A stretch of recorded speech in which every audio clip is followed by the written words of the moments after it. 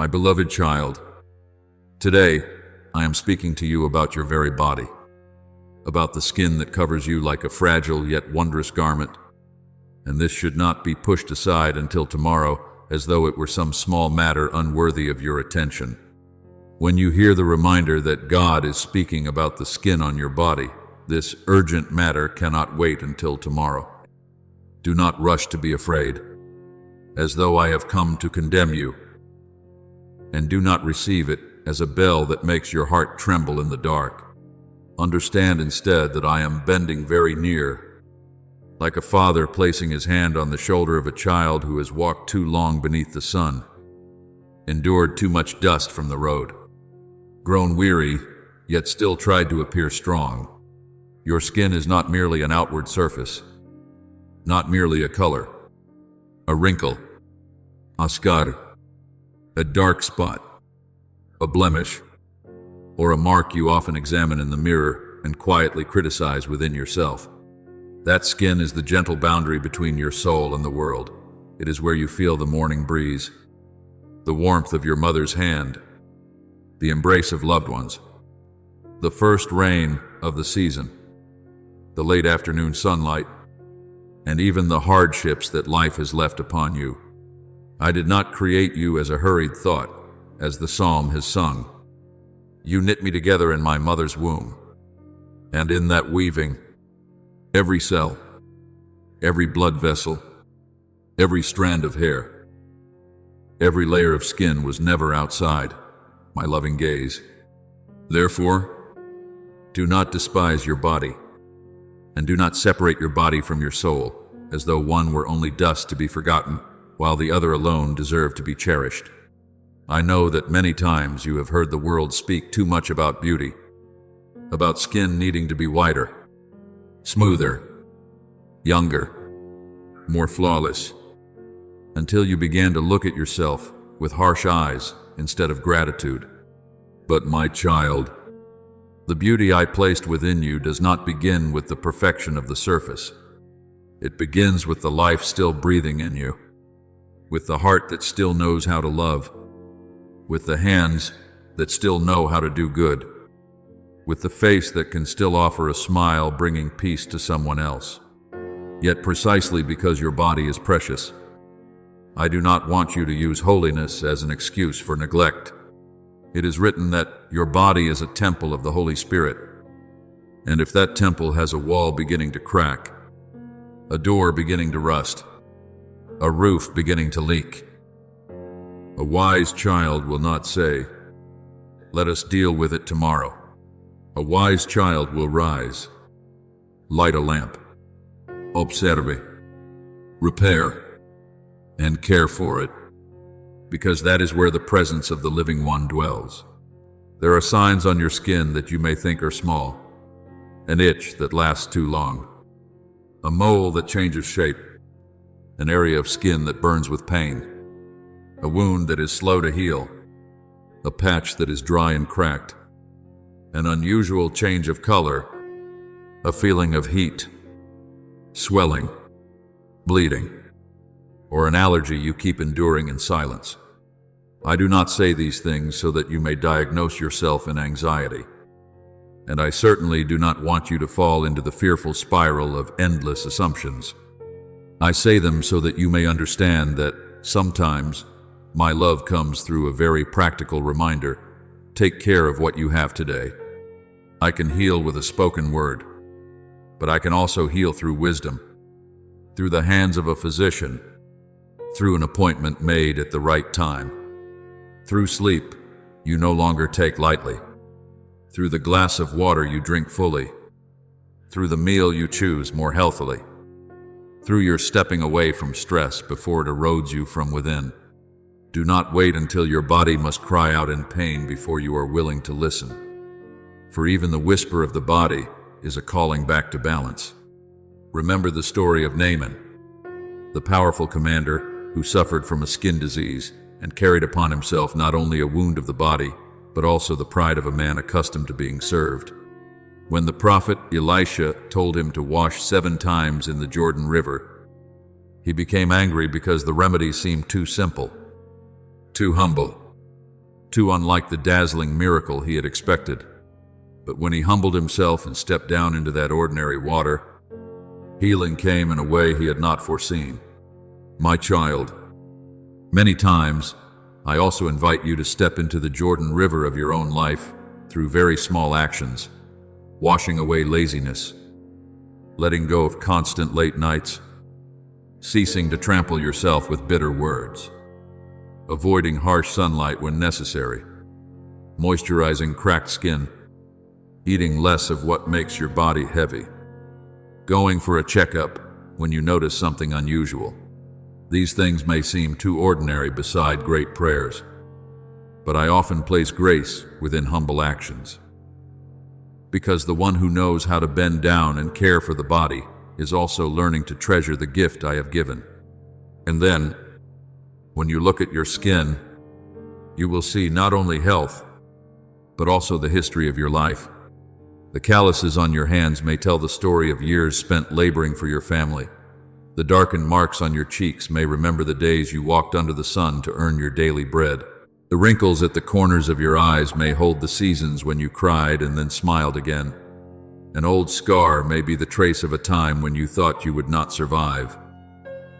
And yet today, you are still standing here. Do not curse those marks, my beloved child, because not every trace is ugliness. After Jesus rose from the dead, he still bore the marks of the nails, and those very marks became witnesses of a love that passed through suffering without being defeated by suffering. Therefore, I am not telling you to hate what your body has carried. I am telling you to discern which mark is a story that needs to be embraced, which mark is a warning that needs to be heard, which mark is an invitation to slow down, and which mark is a place where you need to seek help instead of suffering silently. In the years when you are busy with money, work, bills, responsibilities, family, children, and countless unnamed worries, the skin is often the first place to receive the consequences of an overloaded mind. When your heart is squeezed by financial pressure, when you eat hurriedly in anxiety, when night comes and your mind is still calculating tomorrow, when you try to please everyone but forget to ask whether you still have enough strength, your body will begin to speak in its own way. Some people break out in rashes because of stress. Some lose sleep until their skin looks gray and tired. Some stop eating because of sadness. Some treat self-care as a luxury because of pressure. But my child, I did not create you to be merely a machine for earning a living. I created you to live in grace. When Jesus said, "Do not worry about tomorrow," he was not denying responsibility, but pulling you out of the slavery of worry, so that you might know that food, clothing, health, peace, and the soul must be placed within a holy order. If you care for your loved ones while forgetting your own body, you are draining your own flask of oil, and a lamp without oil cannot shine for others for very long. From that care, you must also learn to look at the skin of others with merciful eyes. Do not despise anyone because of acne, scars, skin disease, age, skin color, or differences they did not choose. In Scripture, lepers were once pushed outside the community, suffering not only from illness, but also from being treated as though they were no longer worthy to touch common life. Yet Jesus stretched out his hand, touched such a person, and said, "I am willing, be clean."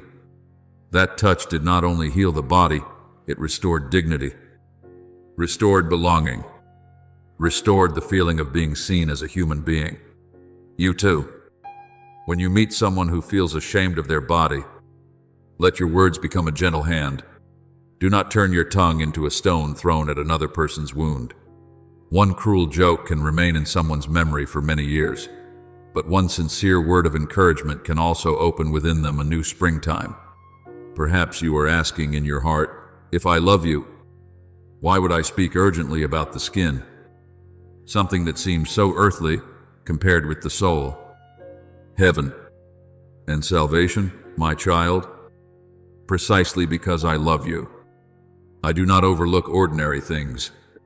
I care about the bread on your table, the water in your cup, the sleep beneath your roof, the breath inside your chest, the peace in your small room, and even the skin that silently protects you from so many impacts of the world. Jesus saw the hungry crowd and multiplied the loaves. He noticed the woman who touched the fringe of his garment in the midst of a pressing crowd. He stopped before the cry of the blind man by the roadside. He wept before the tomb of Lazarus. A God who counts your tears will not be indifferent to the signals in your body.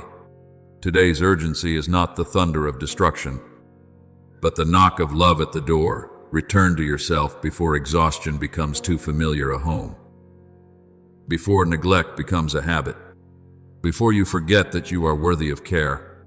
So today, step before the mirror, not as a judge, but as a guardian of the temple. Look at your face with compassion. Look at your hands with gratitude. Look at the areas of skin you often hide with gentleness. Ask your body, what have you had to endure during this time? And how can I care for you beginning today?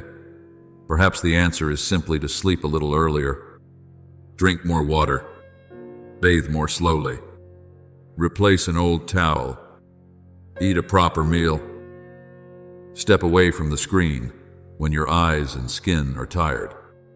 Open the door to the gentle morning light, or call a doctor when there is an unusual sign you have been postponing.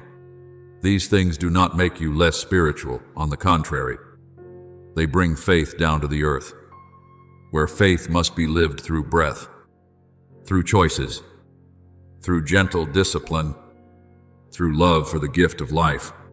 For faith is not only the words spoken in church, but also the way you treat your body when no one is watching. Then, from the body, I want to lead you more deeply into the soul. There are wounds on the skin that heal faster than wounds in the heart, but both need light. If you have ever been criticized for your appearance, if you have ever heard someone say your body was not beautiful enough, if you have ever compared yourself with polished images out there and felt small, I want you today to hear my voice more clearly than every other voice. You are not a mistake. You are not a clumsy draft. You are not a body that must be punished in order to become worthy of love. You are my child. And even when you are weak, sick, aging, or changing, your dignity does not diminish. The Song of Songs speaks with love, saying, "How beautiful you are." And though those words belong to the sacred context of human love, they still remind you that a loving gaze has the power to call beauty out of places that seem ordinary. I do not look at you with the eyes of advertising, nor with the cold standards of the world, but with the eyes of the one who breathed life into dust and called it good. However, loving yourself does not mean letting everything go. A person who knows they are loved will care for themselves more seriously, not because they fear being rejected, but because they know they are precious. Do not use the words "I trust in God" to avoid the steps that need to be taken. And do not use the words "I surrender everything" to hide procrastination. Surrender is not lying still in a burning room. Surrender is trusting that when you get up, open the door, call for help, and seek a safe path, I am walking with you. If there is something on your skin that unsettles you, seek trustworthy advice. If you are exhausted, allow yourself to rest. If you are abusing your day through late nights, irregular eating, and overwork, begin to restore your rhythm of life. I am not asking you to change everything in one day, but I am inviting you not to wait until tomorrow to begin the first thing, for tomorrow belongs to me. While the small obedience of today is the part you can place into my hand, like a fragrant offering. In the family, this reminder is also meant for the way you care for those you love. Pay attention to the skin of your aging parents.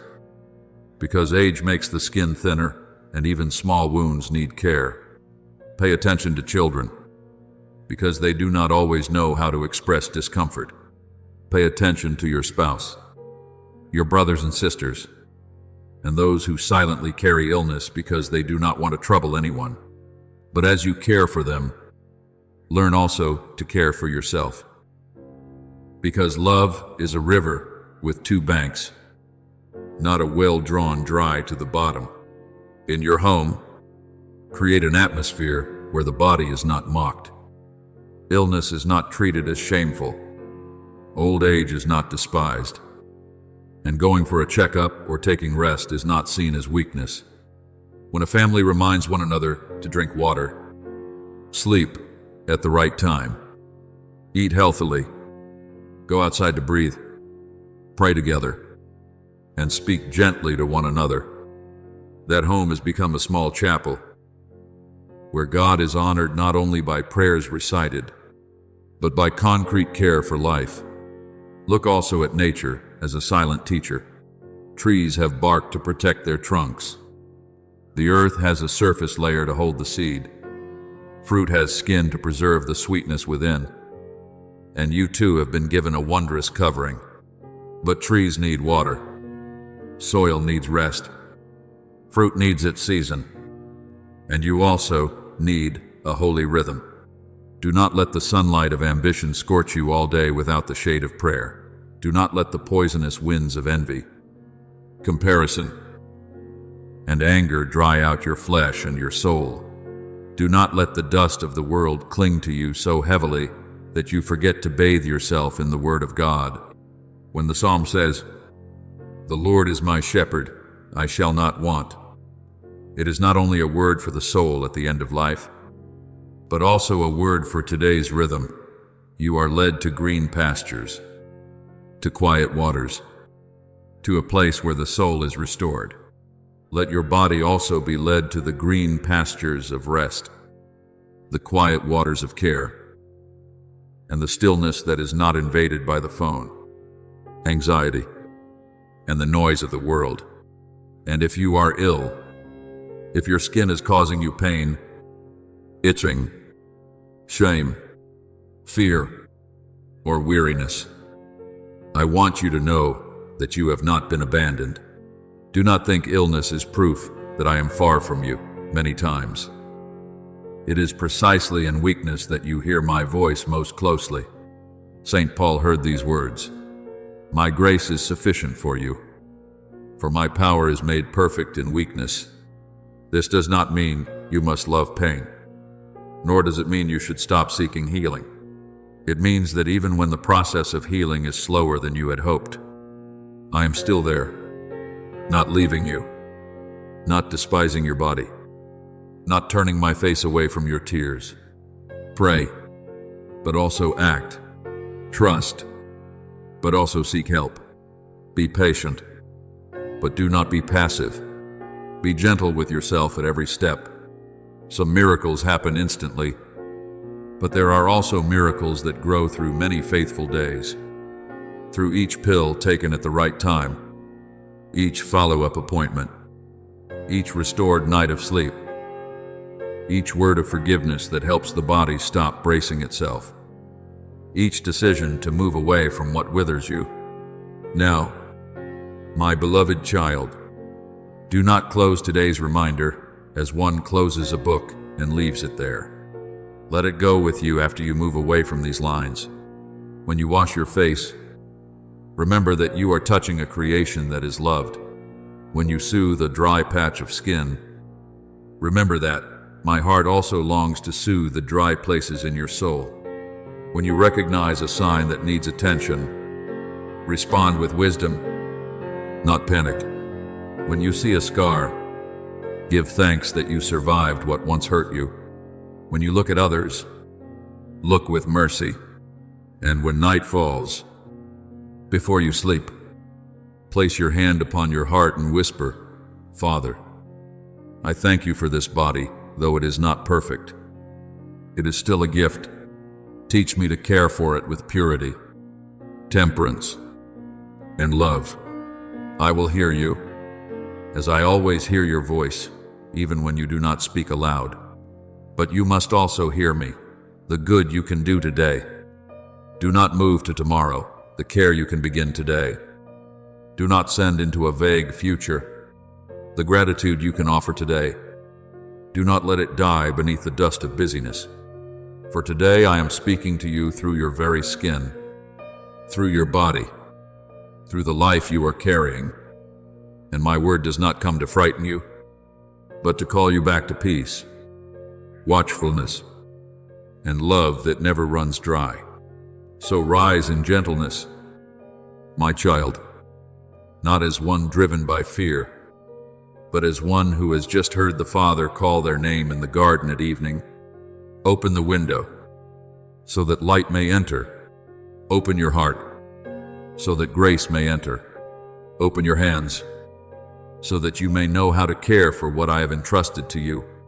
From today onward, do not ask only for a more beautiful life while forgetting the habits that make that life beautiful.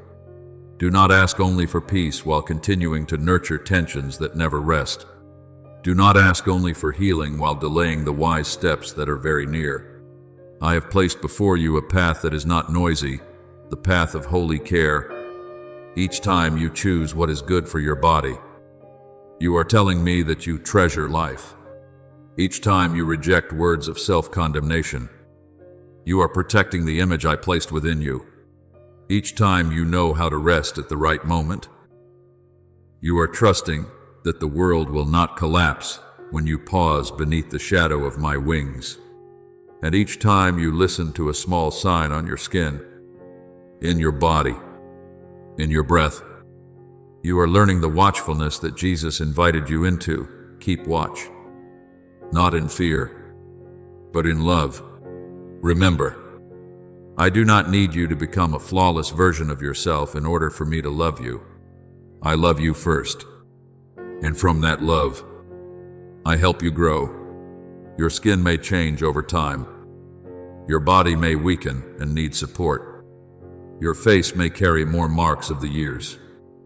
But if within you there is a heart that knows how to give thanks, a spirit that knows how to return, and a soul that knows how to open the door to light, then your beauty will not fade like the flowers of the field.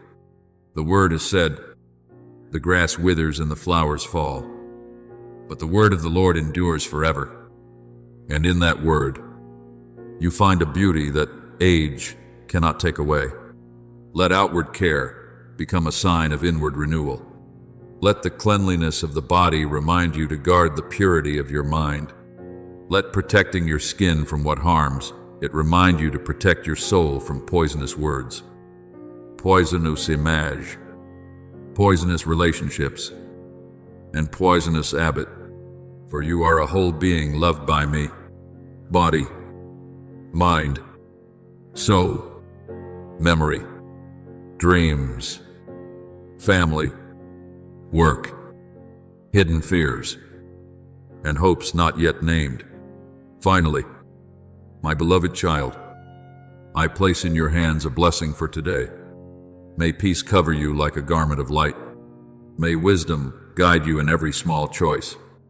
May gratitude soften every place within you that has grown hard because of worry. May love heal the way you look at yourself. If something needs to be checked, go and have it checked. If something needs to change, begin to change it. If something needs to be released, lay it down. If something needs to be prayed over, pray right now. Do not wait until tomorrow to love your body, because tomorrow is not yet in your hands. Today is the ground I have given you to sow a seed. And when you sow one seed of care, I can cause an entire season of peace to grow. When you sow one seed of gratitude, I can cause a whole field of hope to bloom. When you sow one small seed of obedience, I can lead you into a healing deeper than you imagined. I am here, not far from you, not cold toward your very small concerns. I am speaking to you about your skin, about your body, about the living temple you carry in every breath. Listen with a gentle heart.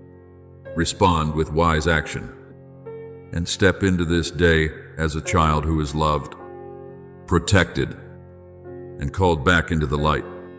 And as you continue walking with this reminder, I want you to understand more deeply that the skin on your body is not only the place where the world touches you, but also the place where you unknowingly record the seasons your soul has passed through. There are days when you wake up, look at yourself in the mirror, and see a tired face, eyes lacking light, skin grown dry from lack of sleep, from hurried meals, from worries silently pressing down like stones upon your chest. But my beloved child, I do not want you to see these things as a sentence, but as a letter your body is sending to your soul. When the Lord spoke through the prophet Isaiah, saying, I have called you by your name, you are mine. That word did not only call your soul inside a chapel, but also called you on an ordinary morning when you were brushing your hair, washing your face, touching a dry and cracked place, realizing that you need to be gentler with yourself. Do not fear the small signs, because not every sign is a disaster. Many signs are simply the bell of wisdom, inviting you to return before you have gone too far from the healthy rhythm I placed within creation. Remember that in my work, everything has its season. The earth has a season of rest. Trees have a season to shed their leaves. The sea has its hour to rise and fall. The birds of the sky have times to fly and times to nestle into shelter. So why do you force yourself to burn on? Run on and endure on, when your body also needs a gentle Sabbath day to be restored beneath the shadow of my wings? From that deep place, I also want to speak to you about the haste of this age, because many times you do not destroy your body through one great sin, but through thousands of small forgettings repeated each day. You skip a proper meal because you think you still have too much to do. You stay awake one more hour because you think tomorrow you can make up for it. You endure a pain, an itch, a strange sign because you think it will pass on its own. You use your hands to care for the house, the children, the work, but forget to apply even a little tenderness to yourself. The world often praises the person who never seems tired, but I do not call exhaustion glory. I call you into abundant life. Jesus once said, I have come that they may have life, and have it abundantly. And that abundance is not a soul soaring high while the body is starved in loneliness. Not a forced smile on a face that is already exhausted. Not a life always busy, while the inside is dry like an oilless lamp. Abundant life is knowing how to work with faithfulness, then rest with trust, knowing how to care for your family, then allowing yourself to be cared for, knowing how to pray for a miracle, then using the wisdom I have given you to go where healing may be found. Perhaps you once thought that caring about your skin, your health, or your appearance was vanity, as though a holy person had to forget the body. But I tell you, vanity does not lie in caring for the body. Vanity lies in turning the body into an idol, or turning it into a place where you torture yourself with comparison and shame. Holy care is different. It begins with gratitude, passes through temperance, and ends in peace. When the woman who had been bleeding for 12 years pressed through the crowd to touch the garment of Jesus, her body had been weary for too long. Her dignity had been wounded too deeply, and no one could measure her loneliness. Yet one touch made in faith opened the stream of healing. Jesus did not rebuke her for bringing her sick body near him. Instead, he called her daughter and said that her faith had made her well. Do you see? I am not ashamed of your body. I am not disgusted by the places you hide. I do not turn away from the pain you are afraid to speak about. If there is something that needs healing, bring it into the light. If there is something that needs to be asked, ask with humility. If there is something that needs to be checked, Have it checked with a peaceful mind, because faith does not make you run from the truth. Faith makes you brave enough to enter the truth with me. Then, when you have begun to look at your body in that light, you will realize that healing does not take place only upon the skin, but also beneath the deeper layers of memory. Some people carry a scar on their hand, yet what hurts most is actually a word that once pierced their heart. Some people are afraid to look in the mirror, not because the mirror is at fault, but because they have heard so many criticisms that their own gaze has become the echo of others. Some people care for their skin constantly, yet their soul remains dry because it has never truly heard a sincere word of love. My beloved child, I do not only want to soothe the wounded areas of your skin, I want to place fragrant oil upon your memories.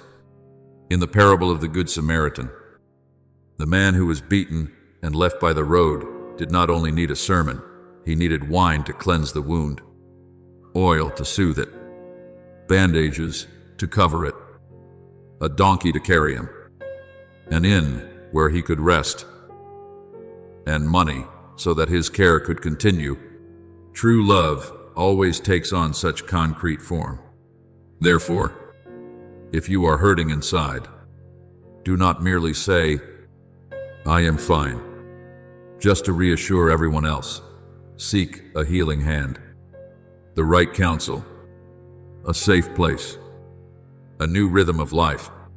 I can send a good Samaritan to you, but you must also allow yourself to be lifted from the roadside of silence. In that continuing light, I want you to discern between care and obsession, because that boundary is sometimes as thin as morning mist upon a leaf. Care is when you wash your face and silently give thanks for one more new day to live. Obsession is when you examine every tiny mark and condemn yourself as unworthy of love. Care is when you go for a checkup because you recognize an unusual sign. Obsession is when you sink into fear so deeply that you forget even to pray, forget even to breathe, forget even the present moment. Care is when you choose wholesome food so your body may feel lighter. Obsession is when you punish yourself for one imperfect meal. I am not calling you into new chains. I am calling you into freedom. St. Paul wrote that all things are lawful, but not all things are beneficial.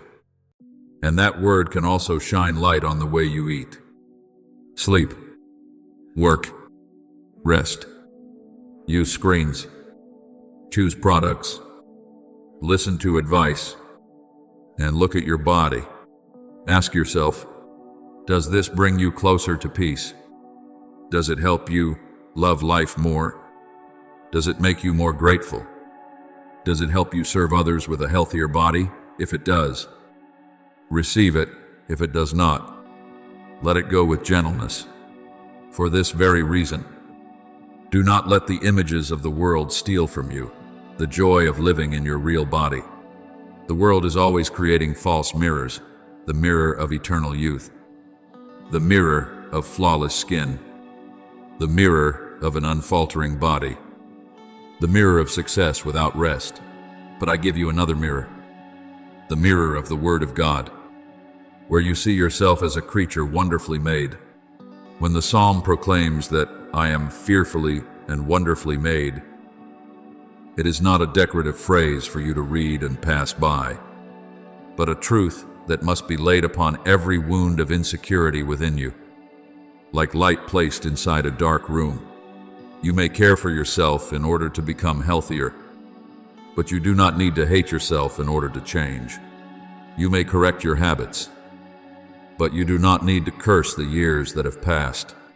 You may learn to love your body, even if that body does not yet look the way you wish it did.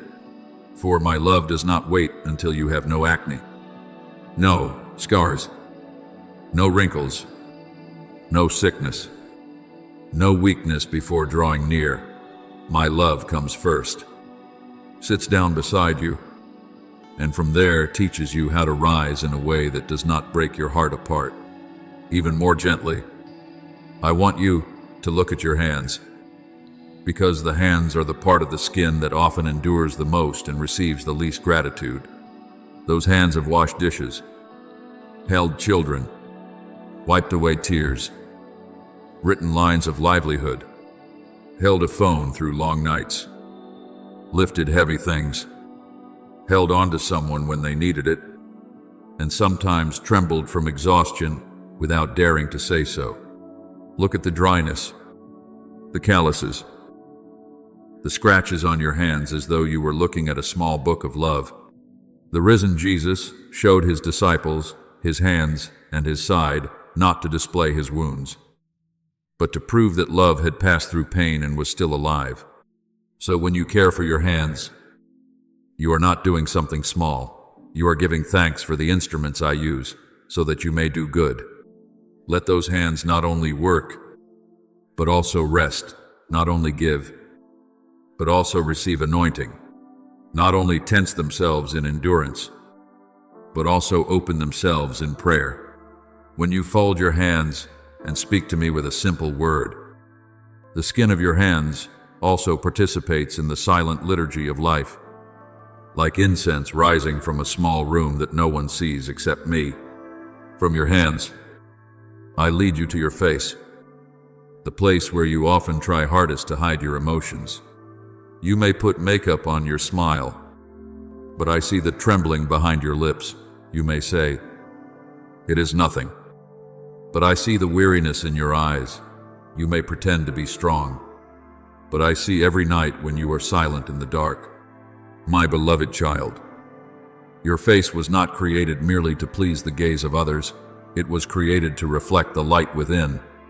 When Moses came down from the mountain after meeting the Lord, his face shone because he had been in the holy presence. This reminds you that the deepest radiance does not come from outside, but from the place where the soul encounters me. Yet the light within does not remove the need for outward care. It purifies the motive behind that care. You wash your face not because you hate your face, but because you know it has accompanied you through a dusty day. You sleep enough, not merely to look more beautiful, but so that your eyes may once again look at life with kindness.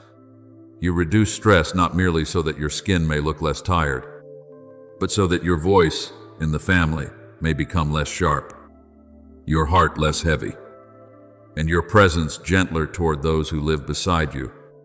And in the family, what I want you to sow is not only advice about caring for health, but a culture of mercy. Do not let children grow up in a home where the body is commented on like merchandise.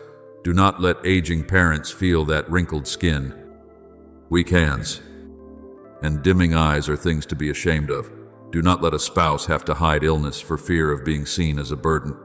Turn your home into a place where each person is reminded that they deserve care, not because they are useful, youthful, beautiful, strong, earning money, or always cheerful, but because they are human beings bearing the image of God. When the book of Genesis says that humanity was created in my image, that word does not lose its power when a person's skin grows old, when their body is sick, or when their face differs from the standards of society. Teach children to give thanks for legs that can run, hands that can embrace, skin that can feel, eyes that can see. Teach them not to mock anyone's differences. Teach them that caring for the body is part of gratitude, while ridiculing another person's body wounds a temple that I love. There is another gentle truth I want to place within your heart. Sometimes your skin reacts to what you do not say. Anger pressed down for too long can make you tense. Sorrow hidden for too long can leave you exhausted. Constant anxiety can cause your body to sound alarms in ways you do not fully understand. Therefore, when you care for your skin, do not only ask what you have used on the surface, but ask what your heart is carrying underneath. The book of Proverbs reminds you, guard your heart above all else, for from it flow the springs of life, and that life flows into your sleep, your breathing, your expression, your strength, and even the way your body responds to each day. If you need to forgive, begin that journey. not so the one who hurt you may be freed from responsibility, but so the poison does not continue to remain in the blood of your soul. If you need to cry, cry before me, because tears do not make you weak. Tears can wash away the dust that words cannot reach. If you need to speak the truth, speak it with gentleness. If you need to leave the place that is withering you, ask me for wisdom. There are kinds of peace more precious than a radiant face, because when peace returns, the face itself slowly learns how to shine again. Then remember Job, who sat among the ashes with his body full of pain, while his friends looked at him with judgment. Yet he still brought his anguish into conversation with God. That story is not easy to read, because it does not beautify suffering, but precisely in that darkness, you see that the one in pain does not need hasty condemnation. The sick do not need to be blamed with simple explanations, and the wounded do not need an added burden of shame. If you meet someone with a skin condition, a weak body, or a tired face, do not play the role of Job's friends by explaining everything too quickly. Sit near them with a gentle presence. Speak less, love more. Remember that in the letter of James there is an invitation for the community to pray for the sick and anoint them with oil in the name of the Lord. This shows that illness is not where a person should be pushed away, but where the community is invited to draw nearer in mercy. When you care for someone who is in pain, you are touching Christ Himself present in the little ones. When you allow yourself to be cared for in weakness, you are also humbly receiving the love I send through others. From there, you will understand that today's urgent word is not a word forcing you to change through fear, but an invitation not to postpone love. There are things that should not wait: a medical appointment when a symptom continues, an apology when your mouth has wounded someone, sleep when your body is worn down, a proper meal when you have neglected yourself for too long, a prayer when your soul begins to grow cold, a decision to leave behind a habit that is harming you. Jesus once said to Zacchaeus, "Today I must stay at your house." Do you see? Grace often uses the word today, not someday, not when you are more perfect, not when you are less busy, but today, right in your house, in your body, in your still messy schedule, in the dry patches of your skin, in your worried heart. Today I want to enter your house. And that house is not only the place where you live, but the whole being you carry, your body, your memories, your habits, your fears, your hope, and even the things you have not yet dared to name. Therefore, you begin with a very small yet sacred ritual. When you touch your skin, do not touch it with contempt. Touch it as one receiving a gift again. When you bathe, imagine that the water is not only washing away the dirt outside, but also reminding you of the cleansing water where you are called beloved. When you drink water, remember that Jesus spoke of living water, and let every sip remind you that the soul also needs to be watered by the Word of God. When you apply something soothing to a dry and cracked area, say, "Father, teach me also to soothe the hardened places within my heart." When you schedule care for your health, see it as an act of obedience, not an act of fear. When you turn off the screen to sleep, see it as a confession that I am still watching over the world while you rest. For the Psalm says that the Lord neither slumbers nor sleeps. So you do not need to play the role of a small God, staying awake all night to control everything. You are allowed to rest, because I am awake in love. Within that flow, I also want you to purify the way you speak about yourself. Do not call yourself ugly as though you had the right to curse what I have made. Do not say, "I hate this body," as though that body has never endured anything for your sake. Do not compare your skin with someone else's and turn gratitude into ashes. If you need to change, Say, I am learning to care for myself better. If you need healing, say, I am taking each step with God. If you see the marks of time, say, I have been granted many more seasons to live. If you see a scar, say, I was hurt, but I have not been defeated. Words can be seeds or thorns. Sow seeds into your own soul. When God created the universe, He spoke and light appeared. You were made in my image. So your words also have the power to shape the atmosphere within you. Let your mouth no longer be a place of self-condemnation, but a place of blessing, no longer a source of poison toward your own body, but a small stream watering your heart with patience and hope. Then from words, move into action. Because love does not stop at beautiful feelings. Rearrange your sleeping corner so that when night falls, your body knows it is welcomed. Place a glass of water within reach to remind yourself to drink. Choose food that makes you lighter instead of only helping you forget your weariness for a moment. Walk beneath gentle light so your blood may flow and your heart may feel less heavy. Let your skin be clean. Let it breathe.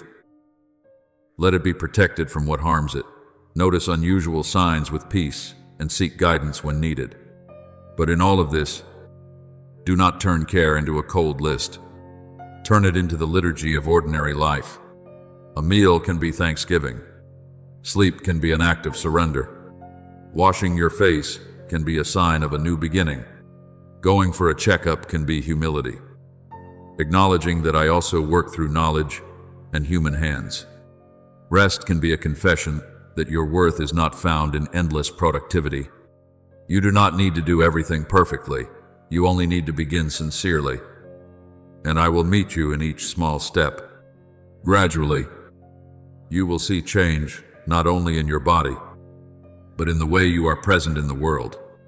A person who knows how to care for themselves with grace will be less harsh toward others, because they understand that everyone is carrying silent battles.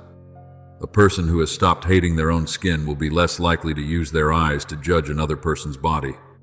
A person who knows the body is a temple will not easily sell themselves to destructive habits. A person who knows how to rest in God will no longer see exhaustion as a medal. And a person who knows how to listen to small signals today will avoid many loud cries tomorrow. I want you to become such a person, not perfect, but awake, not fearful, but wise, not obsessive, but faithful, not worshiping yourself, but honoring the gift I have given you. When you live like that, even your ordinary skin becomes a testimony that God loves the human person completely. That grace does not despise dust. That holiness can enter the bedroom, the kitchen, the bathroom, the workplace, the clinic, the family meal, and every very ordinary place. And now, my beloved child, let this word settle within you like fragrant oil seeping into a crack. I do not overlook you. I do not only see the prayers you speak aloud, but also the hands cracked from work, the face tired from staying up late, the area of skin you hide because of shame, the heart you conceal behind the words I am fine. I see everything, but I look with mercy. If today you need to begin again, then begin. If today you need to care for a sign that has been ignored, then do it. If today you need to apologize to your body for having treated it too harshly, whisper that apology with gentleness. If today you need to place your hand upon your chest and pray, say to me, Father, teach me to love the life you have entrusted to me. Heal the places where I have hated myself. Grant me wisdom as I listen to my body, peace as I seek help, and gratitude as I look upon every mark of my life. And when you speak this way, I will not stand far away.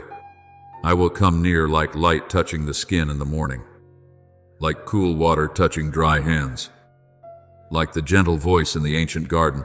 Where are you? Not to condemn you, but to bring you home. Home to me. Home to the body that is loved. home to the soul that is lifted up, home to today, where the first small miracle can begin the moment you choose to care for yourself with love, and when you have heard me calling you back to that holy care. Do not think that the reminder about your skin stops only at what you can see on the surface, for there are things that appear on the body as small bells, letting you know that something within you needs to be held, needs rest, needs to be reordered in my light. A soul weighed down too long by regret can cause the body to fold inward like a flower closing before a storm.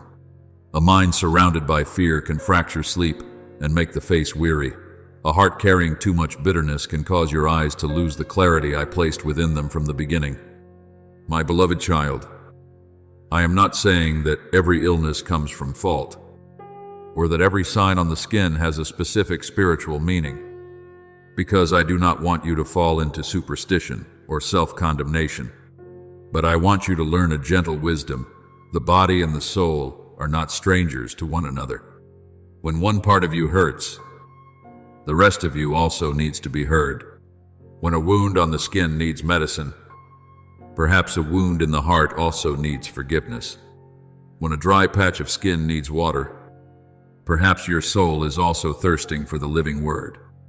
As Jesus said beside the well to the Samaritan woman, "Whoever drinks the water I give will never thirst again." Let that sentence seep into you, not as an ancient line of text, but as a quiet stream flowing through the places in you that have grown barren from busyness, comparison, and long nights of blaming yourself. There are mornings when you wake up and see only your own fading, seeing the dark circles, the wrinkles, the dullness of your skin, and your heart sinks as though the worth of an entire day has been decided by the mirror. But I want you to remember that the mirror reflects only outward light, while I see the light within you. If the mirror disappoints you, do not let it become the throne that judges your soul. You may care for your skin, cleanse it, nourish it, protect it, adjust your habits, but do not kneel before appearance as before an idol. The world often turns the body into merchandise for comparison, turns youth into a countdown clock, turns the skin into a place where you must prove that you are lovable. But I tell you that the body is a gift, age is a journey, and the skin is a page upon which life has written its passage through you. When you care for it with gratitude, you are worshiping through gentleness. When you obsess over it in fear, you forget that I am the one who gives you dignity. Let the word in the book of Genesis echo in your heart, that God saw everything he had made and saw that it was very good. You too belong within that goodness. Not after you become perfect, but from the moment I called you into being. From there, I want you to learn how to distinguish between care and worship, between correction and hatred, between wisdom and panic.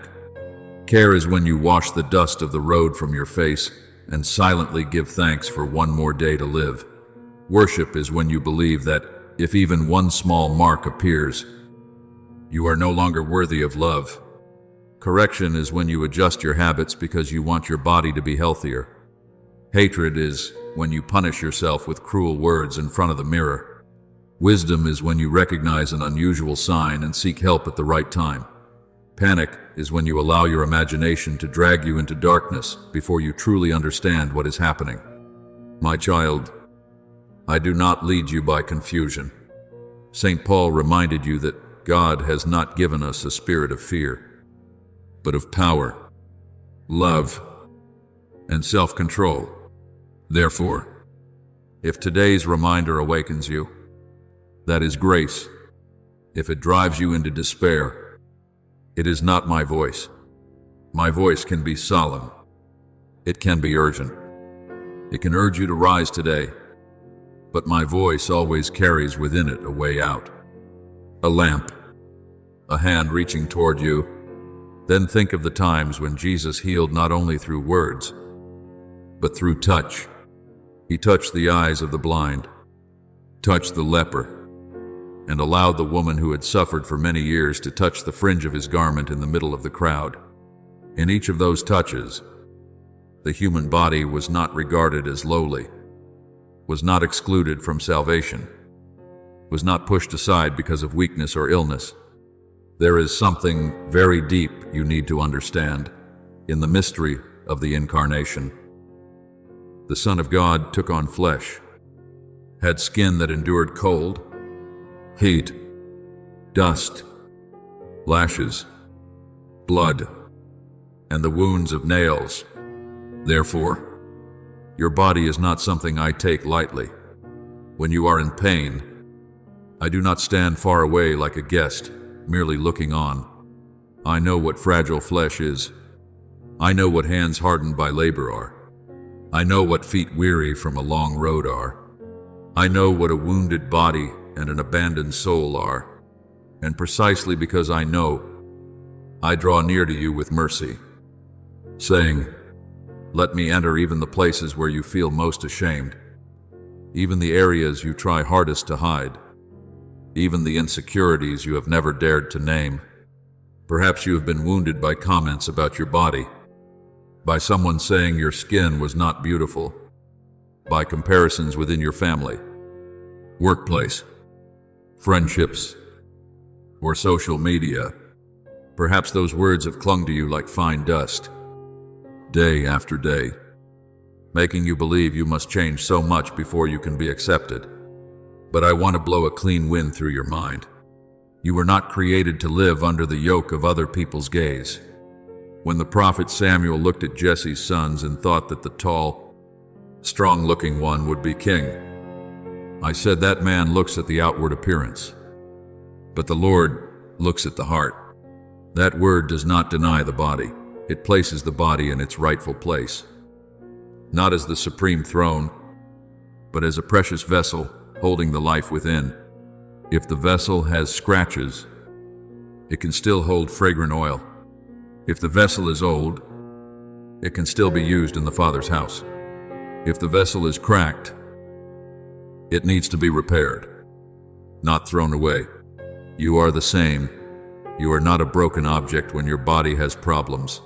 You are a beloved child who needs to be cared for. Within that care, look again at the rhythm of your life with honest eyes.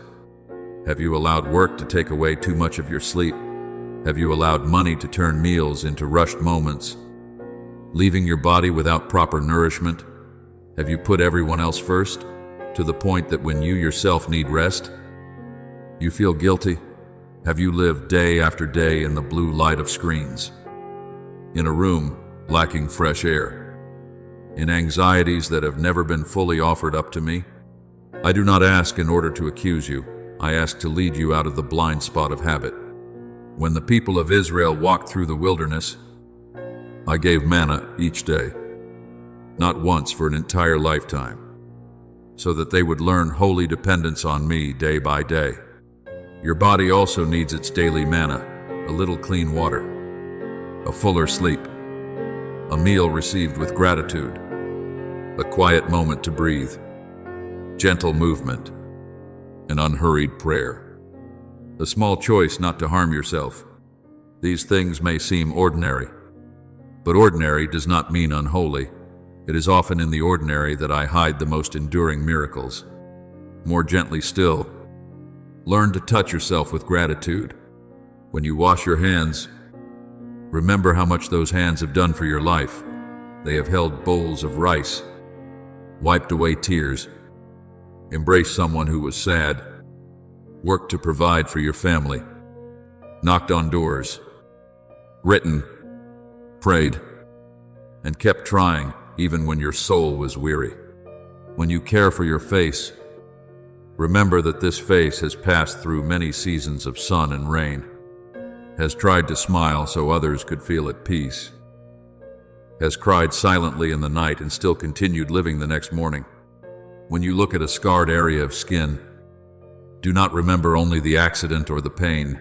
Remember that you were preserved so that you could still be here. In the book of Joshua, God's people set up memorial stones after crossing the Jordan, so that later, When they saw them, they would remember that the Lord had led them through deep waters. Your scars, if they are no longer dangerous and have been healed, can also become quiet memorial stones. There was once pain there, but I brought you through. There was once fear there, but you are still alive. There was once blood there, but today there is thanksgiving. Ava, so I also want you not to romanticize every pain so much that you forget to act. Not every wound should be ignored. Not every sign should be covered up while you simply hope it disappears. There are times when true faith is expressed through your courage to make an appointment for a checkup. Speak clearly about your symptoms. Ask someone with expertise. Change what is causing harm, and persevere through the process of recovery. When the Good Samaritan saw the beaten man lying by the road, he did not merely stand at a distance, say a prayer, and continue on. He came close, bandaged the wounds, poured on oil and wine, placed the man on his own animal, brought him to an inn, and paid for his care. Do you see? Mercy in the gospel has a very concrete form. It has bandage, oil, a place of rest, cost, arrangement, and continuing responsibility. So become the Good Samaritan to your own body as well. Do not pass by your pain like a busy priest. Do not abandon yourself by the roadside of life. Bend down, bandage the wound, bring yourself into a safe place, and allow healing the time it needs to work. From caring for yourself, I want you to open your heart to those who are silently suffering because of their bodies. In this world, there are people who hide skin diseases because they fear being rejected. People who cover scars because they fear being questioned. Elderly people who feel ashamed of their wrinkled skin. Young people who feel insecure because of acne. And outdoor laborers whose skin bears the sun and wind, while few people notice their sacrifice. Be someone who brings gentleness, not judgment. When you speak about another person's body, speak as though you are standing in a temple. When you look at someone whose appearance is different from yours, remember that they too were woven by my hand. When you see a child beginning to feel ashamed of their appearance, plant a blessing in them instead of harsh standards. Your words can be healing oil, but they can also be an invisible blade. The book of Proverbs says that a gentle tongue is a tree of life, and I want your lips to become a place where that tree grows, so that anyone who comes near you feels less ashamed to be themselves. In the family, this is even more necessary. Imagine a home where parents do not mock their children's bodies, where spouses do not use appearance to wound each other, where the elderly are not seen as burdens because their bodies have grown weak, where illness is not hidden behind silence, where each person knows how to ask another with kindness, "Are you okay today? Has that pain eased? Have you rested enough? Do you need me to go with you?" Such a house may not be wealthy, but my light will be there. For love is not only great words spoken on feast days. Love is the glass of water placed beside the bed when someone has a fever, the hand applying medicine to aging parents, the patience shown to a child with allergies, the reminder for a spouse to get checked when they keep postponing it, the simple meal cooked with care. When Jesus washed the disciples' feet, he bent down to the dustiest, lowest, most easily despised part of the body, teaching that true love is not afraid to touch the weariness of the one it loves. Bring that spirit into your home, and your home will become a place where both body and soul can rest. Perhaps on that journey, you will realize that caring for the body is also connected to finances and the wisdom of managing life. I know there are times when you want to care for yourself, but worry about money, expenses, and whether going to the doctor, eating more healthily, or resting will slow down other plans. I do not condemn your worry. because I know life has seasons of hardship. But ask me for the wisdom to distinguish between saving and neglecting, between simplicity and being stingy with your very life. Care does not always require luxury. A clean glass of water, a less hurried meal, a hat under the sun, sleep at the right hour, asking for advice at the right time, stopping before exhaustion overtakes you. Sometimes these are very humble steps you can begin with. But there are also times when you need to prioritize health over unnecessary spending, when you need the courage to set aside resources for what protects life. The book of Sirach offers the wise counsel to honor the physician, for the Lord created them for human need. In the tradition of faith, healing is not opposed to medicine, but can walk alongside medicine like two hands of mercy. When you step out into nature, I want you to let the light teach you balance. The sun is a gift, but if you stand too long under its heat without protection, that gift can become a burden to your skin. Water is a gift, but if you forget to drink, your body will become dry like cracked earth. The wind is a gift, but if your soul is always inside a storm, your body will also struggle to be at peace. So live like someone who knows how to receive gifts rightly. Do not fear nature, but respect the laws I have placed within nature. Do not fear your body, but respect the limits I have placed within your body. Even Jesus, in his humanity, knew how to withdraw to a lonely place to pray, how to rest beside the well when he was tired, how to sleep in the boat amid a stormy sea. If my only son did not consider rest something shameful, why do you treat yourself as though you only have value when you are exhausted? Let your day have the rhythm of a prayer. Work, rest, care, give thanks, love, and then return again in peace. More deeply, your skin also teaches you about boundaries. It covers you, protects you, and lets you know what is hot, what is cold, what is painful, and what is gentle. In the life of the soul, you also need holy boundaries like that. There are words you should not allow to seep into you. There are relationships that scratch your soul again and again, and I invite you to step away in wisdom. There are habits you thought were harmless, but they are inflaming your mind with comparison, envy, lust, anger, and self-contempt. Just as the skin needs to be protected from poison, your soul also needs to be guarded from what causes it to lose its purity. When St. Paul says, "Do not be conformed to this world, but be transformed by the renewal of your mind," that word is the deepest kind of care. Let your mind be clothed anew. Let your soul no longer stand naked before the toxic winds of the world. Put on gentleness, humility, and kindness, as one puts on a bright garment for the celebration of life. If today you realize that you have neglected your body for too long, do not sink into guilt. Guilt only keeps you lying still, while grace lifts you up. I do not need you to turn back time. I only invite you to offer me the present. The prodigal son in the parable could not recover the days he had wasted, but when he got up and returned, the father ran out to embrace him, placed a fine robe on him, put a ring on his finger, and prepared a feast. You are the same, even if you have stayed up late for years, eaten irregularly, delayed checkups, hated your body, and wounded yourself with harsh words.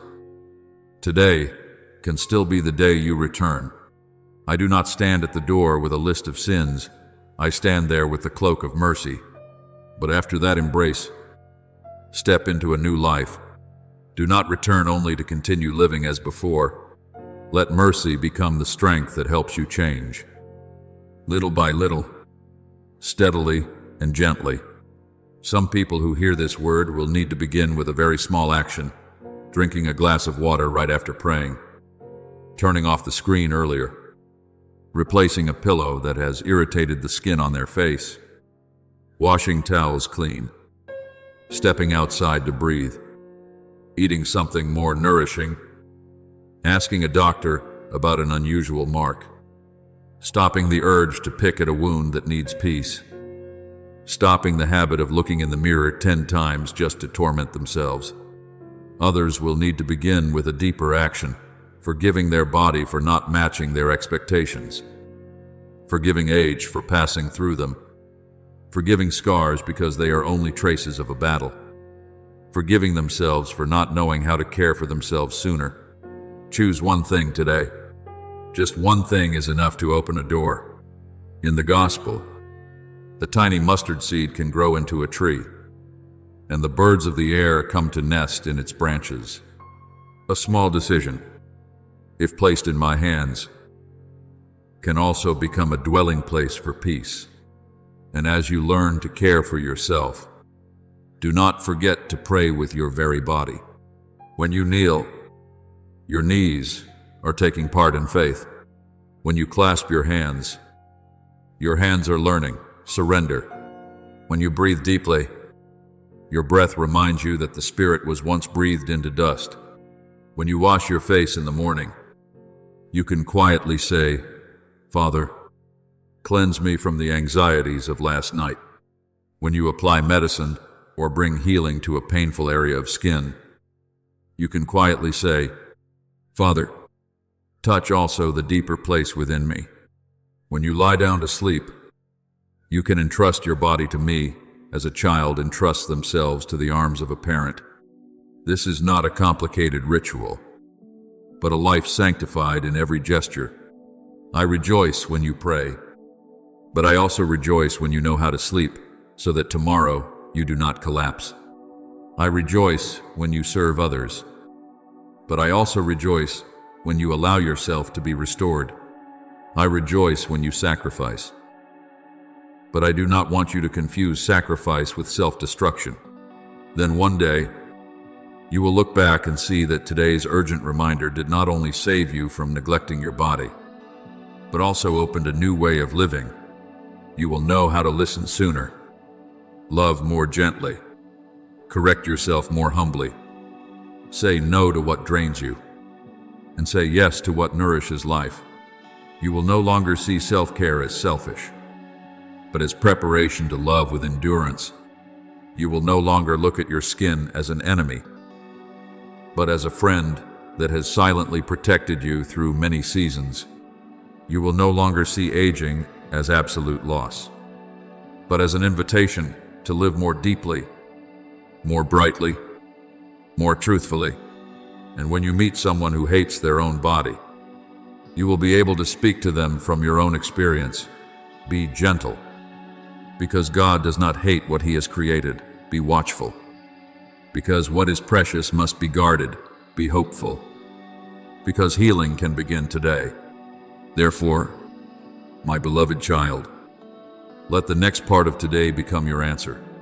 There is no need for display, no need for grand promises, no need to force yourself to become perfect overnight. You only need to take one step in the light. If there is an unusual sign, do not delay. If your body cries out in weariness, do not force it into silence with a hardened heart. If your soul is dry, drink from my word. If your mind is poisoned by comparison, leave the places that make you forget your dignity. If your home needs a gentler atmosphere, begin with your own words. If you need to forgive yourself, let today be the day the old garment of guilt is removed. I am nearer than the breath on your skin, nearer than the pulse beneath your wrist, nearer even than the fear you have not yet spoken. I do not come to make you tremble in the darkness. I come to light a lamp in the temple you carry. And when that lamp is lit, you will understand that caring for your skin, body, sleep, meals, might, and soul are not separate tasks, but one single hymn of gratitude.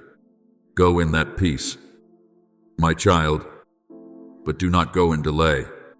There are things that can wait, but love for life should not be postponed forever. There are messages that can be answered later, plans that can be moved, arguments that can be left aside, but a sign on the body, a cry for help from the soul, prolonged exhaustion, a habit that is slowly destroying you. These things need to be placed under the light today. Remember the word in the letter of James, that human life is like a mist that appears for a little while and then vanishes. This is not meant to make you fear time, but to help you treasure today. Today, you can still choose. Today, you can still care. Today, you can still return. Today, you can still place your hand on your body and say, "Thank you, Father, because I am still alive." Today, you can still open your heart for me to heal what your eyes can see, and also what your eyes cannot see. And when you do so, I will go with you like the pillar of cloud by day and the pillar of fire by night, leading you through the wilderness of anxiety into the land of peace, where your body is respected, your soul is lifted up, and your whole being is covered in a love that never leaves. And when you have heard this far, my beloved child, I want you to slow down a little more, not to sink into worry, but to go deeper into what the world often overlooks. Your body does not only need care when it hurts, it needs love, even while it is silently serving you every day. Your skin wakes up with you in the morning, passes through sun and rain with you, endures cold, dust, sweat, tears, pressure, sleepless nights, days when you forget to rest, and hours when you rush through meals carelessly and tell yourself that you are still fine. But my child, how many times have you told others to take care of their health, while you yourself treated yourself as though you did not need to be protected? How many times have you prayed for me to protect your family, children, work, finance, and future, but forgotten to ask for the wisdom to protect the body that carries all of those things?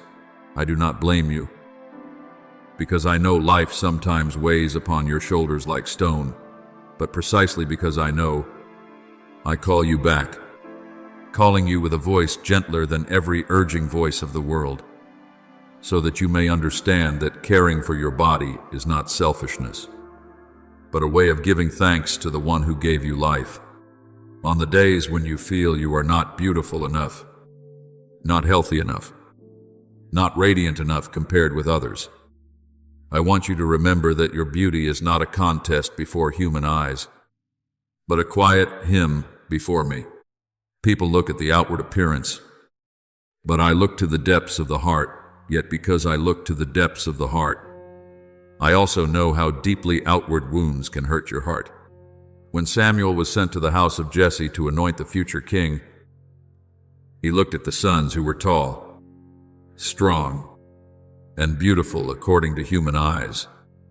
But I said, man looks at what is visible, but the Lord looks at the heart. Do you see? I do not deny what the eyes see, but I do not let what the eyes see rule your destiny. So, when you look in the mirror and see a pimple, a wrinkle, an uneven patch of skin, a sign of age, do not let those things become a sentence against you. Let them become a reminder that you are alive, that you are passing through time, that you are being invited to care for yourself with gentleness, not punish yourself with hatred. From that hidden place, I also want you to look again at how you have used your body over the years. Perhaps you have forced your body to chase ambition without giving it rest. Perhaps you have used your skin to hide exhaustion behind a smile, used your eyes to hide tears, used your hands to work until you were drained because you feared lack, feared falling behind, feared disappointing others. But my child, even the land needs a sabbatical year. Even the fields need a season of rest. Even the sea has tides that rise and fall according to my rhythm. You were not created to be stretched forever like a string about to snap. When your body begins to show signs of distress, sometimes it is not only a problem of the skin, but the cry of an entire life losing its rhythm. I created the Sabbath not because I was tired, but because you needed to remember that you are not a slave. When Jesus said, "The Sabbath was made for man," he was opening to you a tender truth. Rest is also holy. Knowing how to stop is also obedience. Knowing how to care for what is fragile within you is also a form of humility before God. And in that very humility, you will begin to realize that the signs on the skin are sometimes an invitation to cleanse not only the outside, but also the in the meantime. Do not misunderstand me.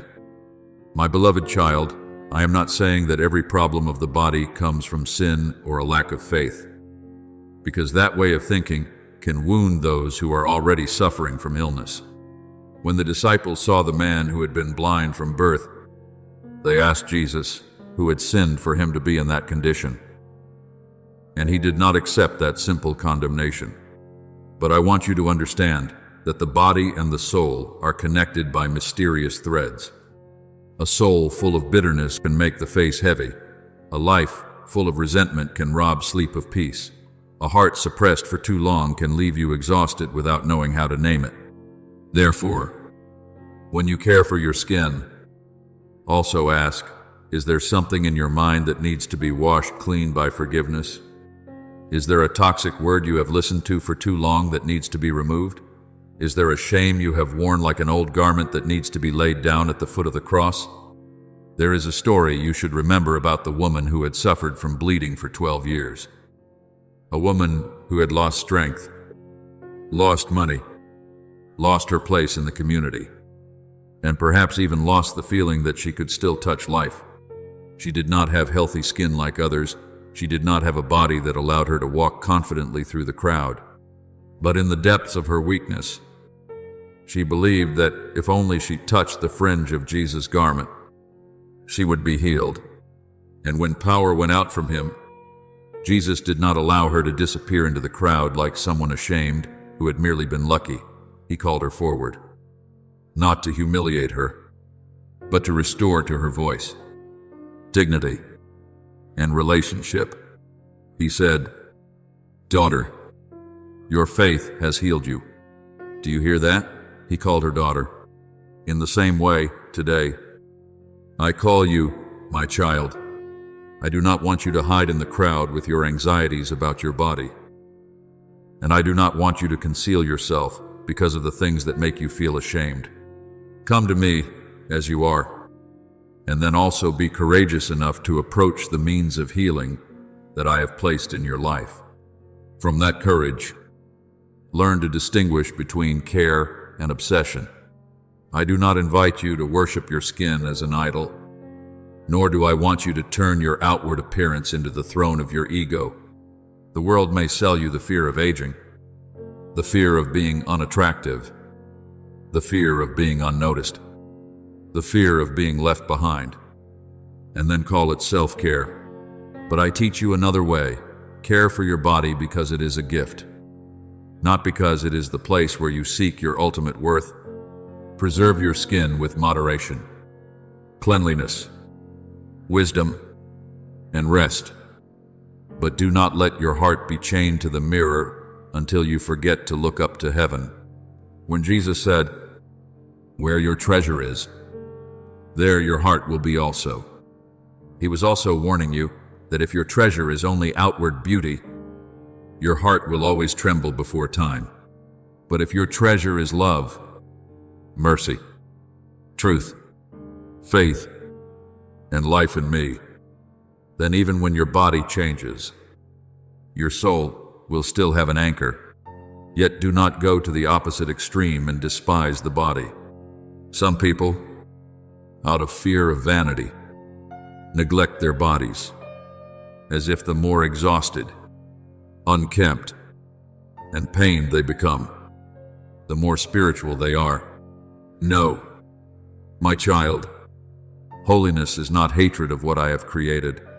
When the Word became flesh, He took on a body, with skin that could feel the heat of the desert sun, feet that could grow weary on long roads, hands that could touch the sick, a back that could ache beneath the lashes, and a brow that could bleed beneath the crown of thorns. The mystery of the Incarnation tells you that the body is not despised by me. The body can become a dwelling place of grace, a place where love is expressed, where sacrifice becomes visible. Therefore, whenever you care for your body rightly, you are proclaiming that what I took on in Christ is worthy of respect. You do not need to chase perfection, but you do need to avoid irresponsible neglect. You do not need to live for appearance, but neither should you leave the temple of the Holy Spirit abandoned in the dust of indifference. There are times when I speak to you through a small itch, a sleepless night, a sensitive patch of skin, a burning sensation after days of stress, and you have ignored it because you thought there were too many more important things to do. But my beloved child, what is important is not always loud. The seed of the kingdom of heaven is as small as a mustard seed. Yet when it is planted in the right place, it grows into a tree where the birds of the air come to rest. A small act of care today is the same. A medical appointment made, a cleaner bathing habit, a choice to avoid irritants, a decision to drink enough water, an evening spent turning off the screen early, a refusal of work that is too much, a meal that nourishes instead of merely filling the stomach. All these things may be as small as a mustard seed, but in grace, they open the way to greater healing. You often ask me to do great things, but I also often answer by placing in your hands one small thing for you to carry out faithfully.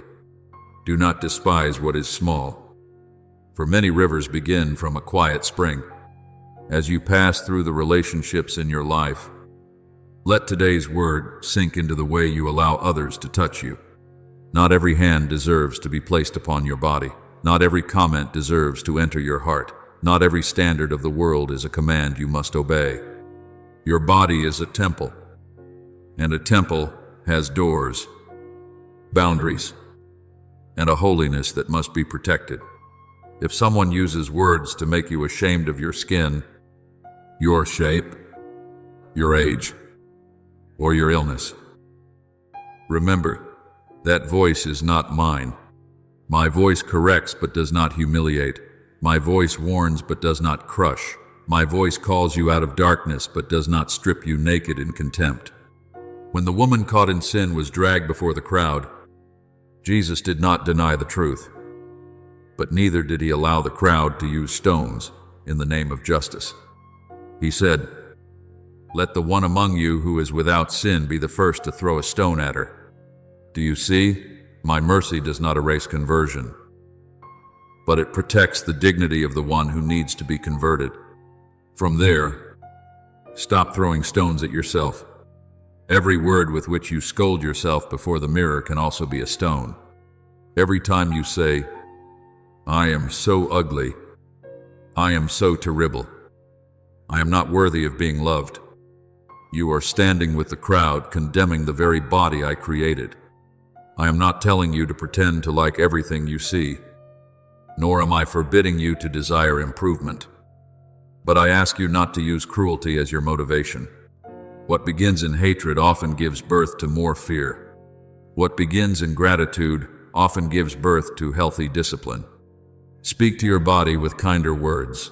Thank you. Hands, for working. Thank you. Feet, for carrying me through long days. Thank you. Skin, for protecting me. Thank you. Heart, for continuing to beat even when I am sad. When you know how to give thanks, you will care for yourself differently. Gratitude is clear water, while contempt is salty bitterness that makes the soil of the heart barren.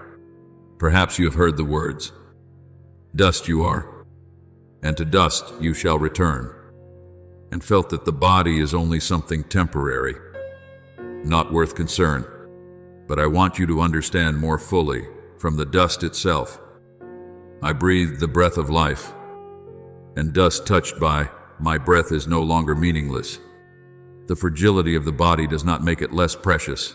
On the contrary, fragility makes love more urgent.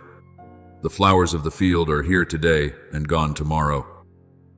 Yet Jesus said that even they are clothed by the Father in heaven with a beauty greater than Solomon's robes. If I care for a fading flower, would I not care for the skin that covers you? The body that is weary, the heart that is trying to live kindly in a world full of thorns? Let fragility teach you tenderness, but do not let it drive you to despair. Every day you wake up is a grace, every breath is an invitation, every sign your body sends is an opportunity for you to choose life, and that life does not belong to you alone.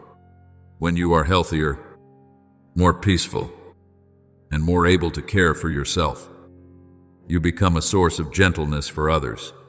A mother who knows how to rest will hold her child with arms less burdened by irritation. A father who knows how to care for his health will be present longer for his family. A worker who knows how to protect the body will not turn exhaustion into harsh words toward colleagues. A young person who knows how to cherish the self will seek worth less desperately in the unstable gaze of the crowd. A cared-for body can become an instrument of love, hands that soothe the sick, skin that receives the embrace of reconciliation, feet that walk toward someone in need, a face that radiates peace without needing many words. When St. Paul urges, "Offer your bodies as a living sacrifice, holy and pleasing to God," he is not speaking of a body despised, but of a body placed into my hands to become a place of service, a place of love, a place through which light enters the world. In your work and finances, you also need to hear this word. Do not sacrifice your health to earn money and then later use that money in desperation to recover your health. I know you have responsibilities. I know bills do not disappear on their own. I know your family needs to be provided for. I know the future needs preparation. But I also know there are prices you should not pay with the exhaustion of your body and soul. Wealth is a means, not a master.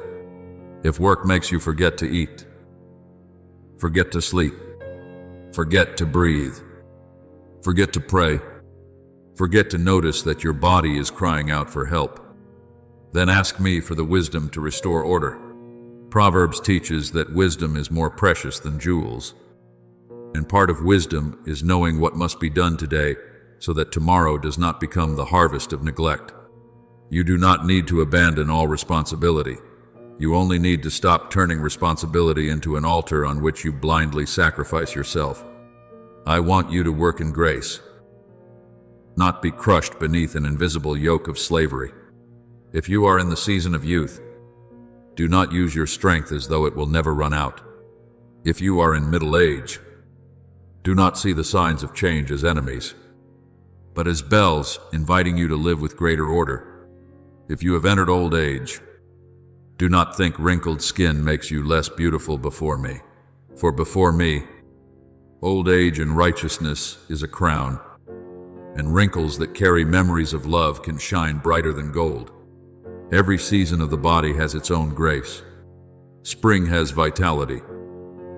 Summer has labor. Autumn has depth. And winter has quiet wisdom.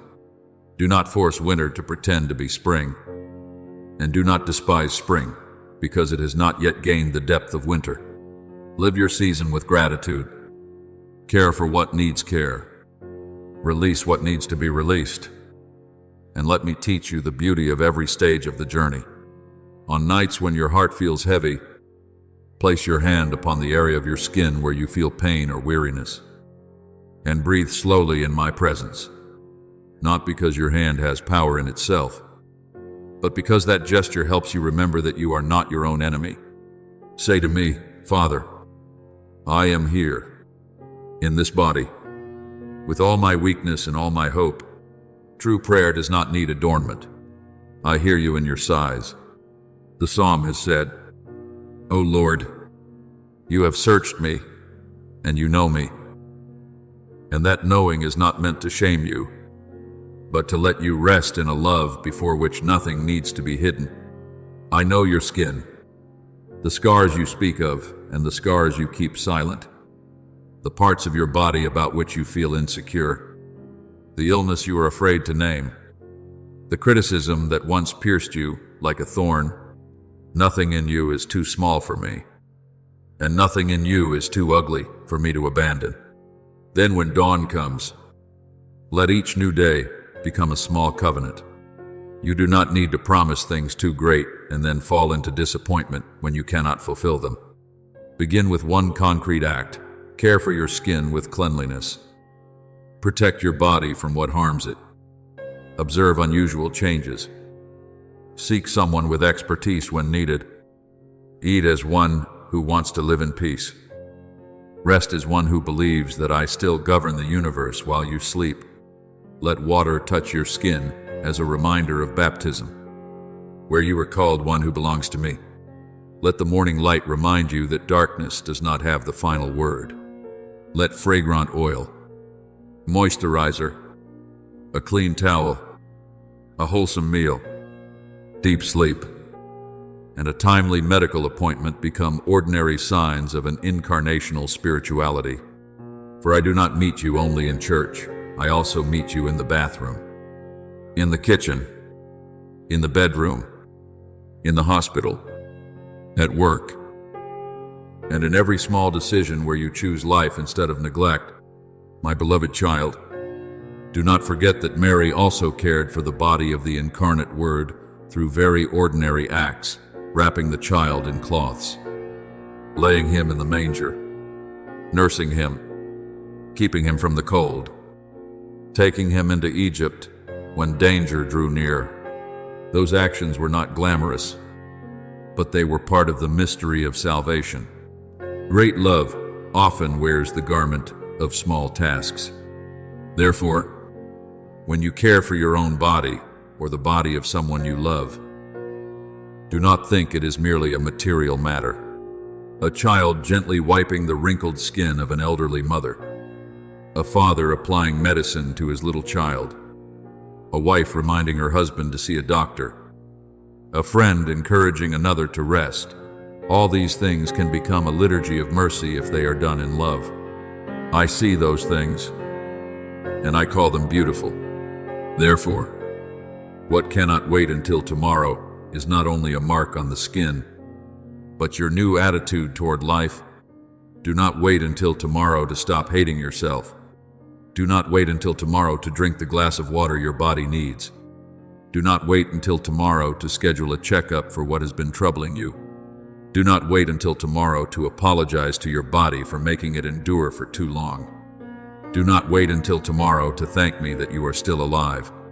Today is the day I am calling you by name, as I called Samuel in the night, gently but clearly, and you can answer, "Speak, Lord, for your servant is listening." When you listen, listen with both soul and body.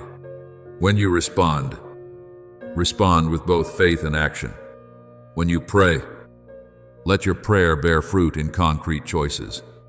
I know that you may stumble again. There will be days when you forget to care for yourself. Days when you stay up late again, worry again, dismiss small signs again, look into the mirror again with a harsh gaze. But do not abandon the whole journey because of one weak day. I do not lead you with a whip, I lead you with mercy. The Good Shepherd does not break the bruised reed or quench the smoldering wick. I will not extinguish you when you have only a little strength left. Return. Begin again. Gently, but firmly. Healing often does not look like a lightning bolt, but like dawn, at first only a thin line of light. And then, gradually, the darkness recedes. Each time you choose to care for yourself, the light widens. Each time you refuse delay, darkness loses another corner. Each time you believe you are worthy of love, the old chains loosen. So receive my word, like healing oil poured upon your head. flowing through your mind, across your burdened shoulders, through your working hands, over your weary skin, and into your heart that is still searching for peace. Let my word cleanse fear, but also awaken wisdom. Let my word comfort you, but also make you rise. Let my word embrace your scars, but also lead you to the place where healing is needed. You are not alone in this body. You are not alone in this illness. You are not alone in this insecurity. You are not alone in the battle to live more healthily. I am with you. As I promised, I am with you always, to the very end of the age. And if I am with you in the great storms of the soul, I am also with you in the very small matters of flesh and skin, because true love overlooks no detail of the one it loves. Now, my child, take a deep breath and feel your body as a gift being handed back to you in this very moment. Do not look at it with old shame. Do not listen to the voices that wounded you. Do not postpone what needs to be done. Choose one small step today, a step that can be seen, can be carried out, can become a seed. And as you walk, remember that I am not only waiting for you at the end of the road, I walk beside you in every step. If you must see a doctor, I go with you. If you must change a habit, I give you strength. If you must learn to love your body again, I will patiently teach you day by day. If you must forgive the words that once made you despise your own skin, I will place within you a new heart. As the prophet Ezekiel proclaimed, I will give you a new heart and put a new spirit within you. And from that new heart, you will learn to see your body with new eyes. Go in peace, but do not go in forgetfulness. Pray, but do not use prayer to replace wisdom. Trust, but do not use trust as a reason to delay. Love your body, but do not turn it into an idol. Care for your skin, but remember that the deepest beauty is still the light of a soul living in love. I have spoken to you today, not to frighten you, but to save you from indifference. I have spoken of urgency not to make you panic, but to help you understand that true love does not always say, tomorrow. Sometimes love says, today, my child, return. And when you return to your body, to your soul, to peace, to gratitude, you will realize that I have been waiting for you there for a long time, not with accusing eyes, but with the arms of the merciful Father, the one who created you, sustains you, and is still calling every part of you back into the light. And in that gentle continuation, my beloved child, I want you to go deeper into something many people often overlook. The skin does not only speak of outward health, it also reflects the way you have lived with yourself in silence. There are mornings when you wake up and see a tired face, swollen eyes from lack of sleep, pale skin after many days of worry, and you rush to cover it with something external while forgetting to ask how many restless nights your soul has had to carry. I do not blame you, because I know how hard you have tried. I know the bills you must think about, the meals you must prepare, the people you must care for, the dreams you have had to set aside, the sorrows you do not speak of because you fear making others feel burdened. But my child, I come near to you today not to add another burden, but to place my hand upon the most weary place in you and say, you do not need to keep living as though your body does not know how to hurt. In the book of the prophet Isaiah, there is a word of consolation. A bruised reed he will not break. And if I do not break the fragile reed of the field, would I want you to break yourself through neglect, through nights too short, days too long, and the habit of treating yourself as the last person worthy of care? When you understand that the body is the dwelling place of the soul, you will begin to see the care of your skin in a different light. It is no longer vanity, no longer a race to be more beautiful than someone else. No longer an obsession with preserving youth forever, as though age were an enemy. It becomes a form of gratitude. You wash your face, not only to cleanse away dust, but also as a quiet whisper, "Father, I thank you that today I am still alive."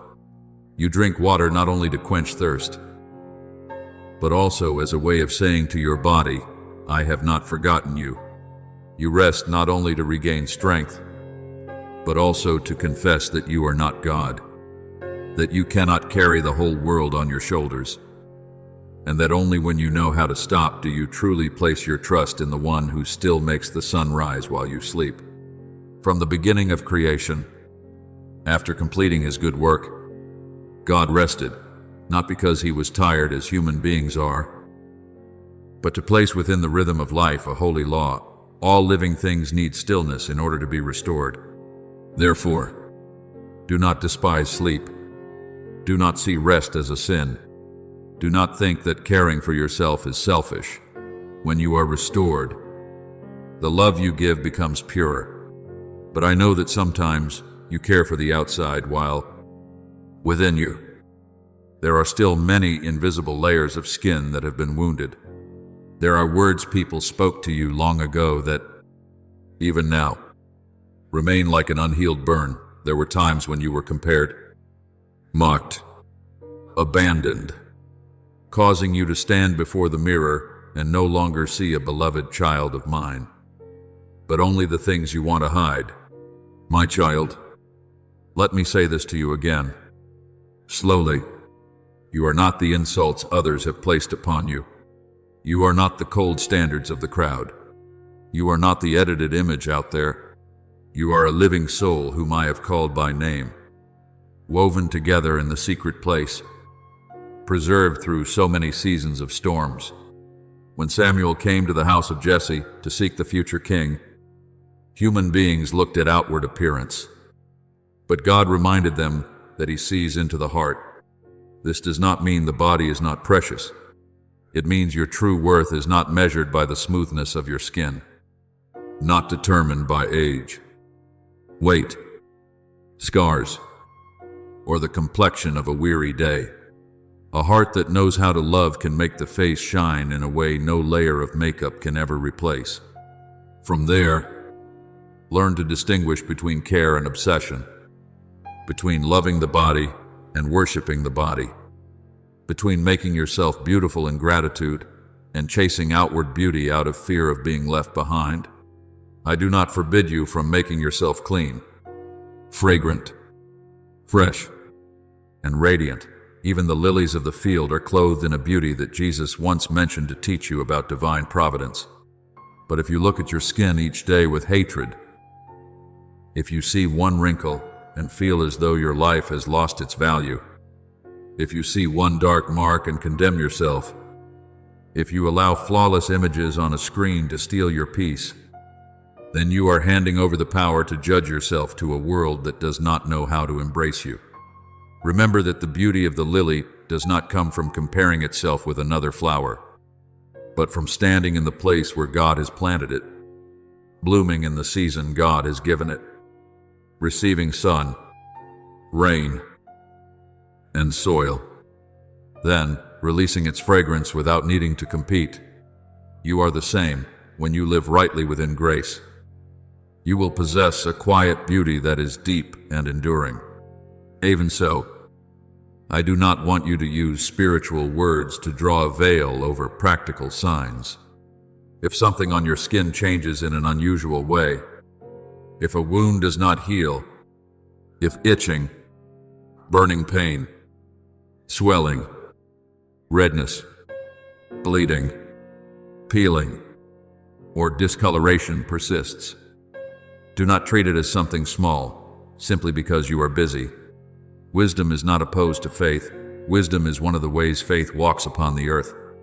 In the book of Proverbs, it is written that the prudent see danger and take refuge, and that taking refuge in today's life may mean going for a checkup at the right time, asking someone with expertise, changing harmful habits, and protecting the body from what weakens it. I do not want you to panic, but I also do not want you to become numb. Panic makes you run in the dark. Numbness makes you sleep through the bell. But watchfulness is taking up the lamp, seeing all things clearly, and then walking forward with faith that I accompany you in every small decision. Sometimes healing begins not with a resounding miracle, but with you ceasing to treat yourself cruelly. How many times have you spoken to others with gentleness, yet spoken to yourself with harsh words?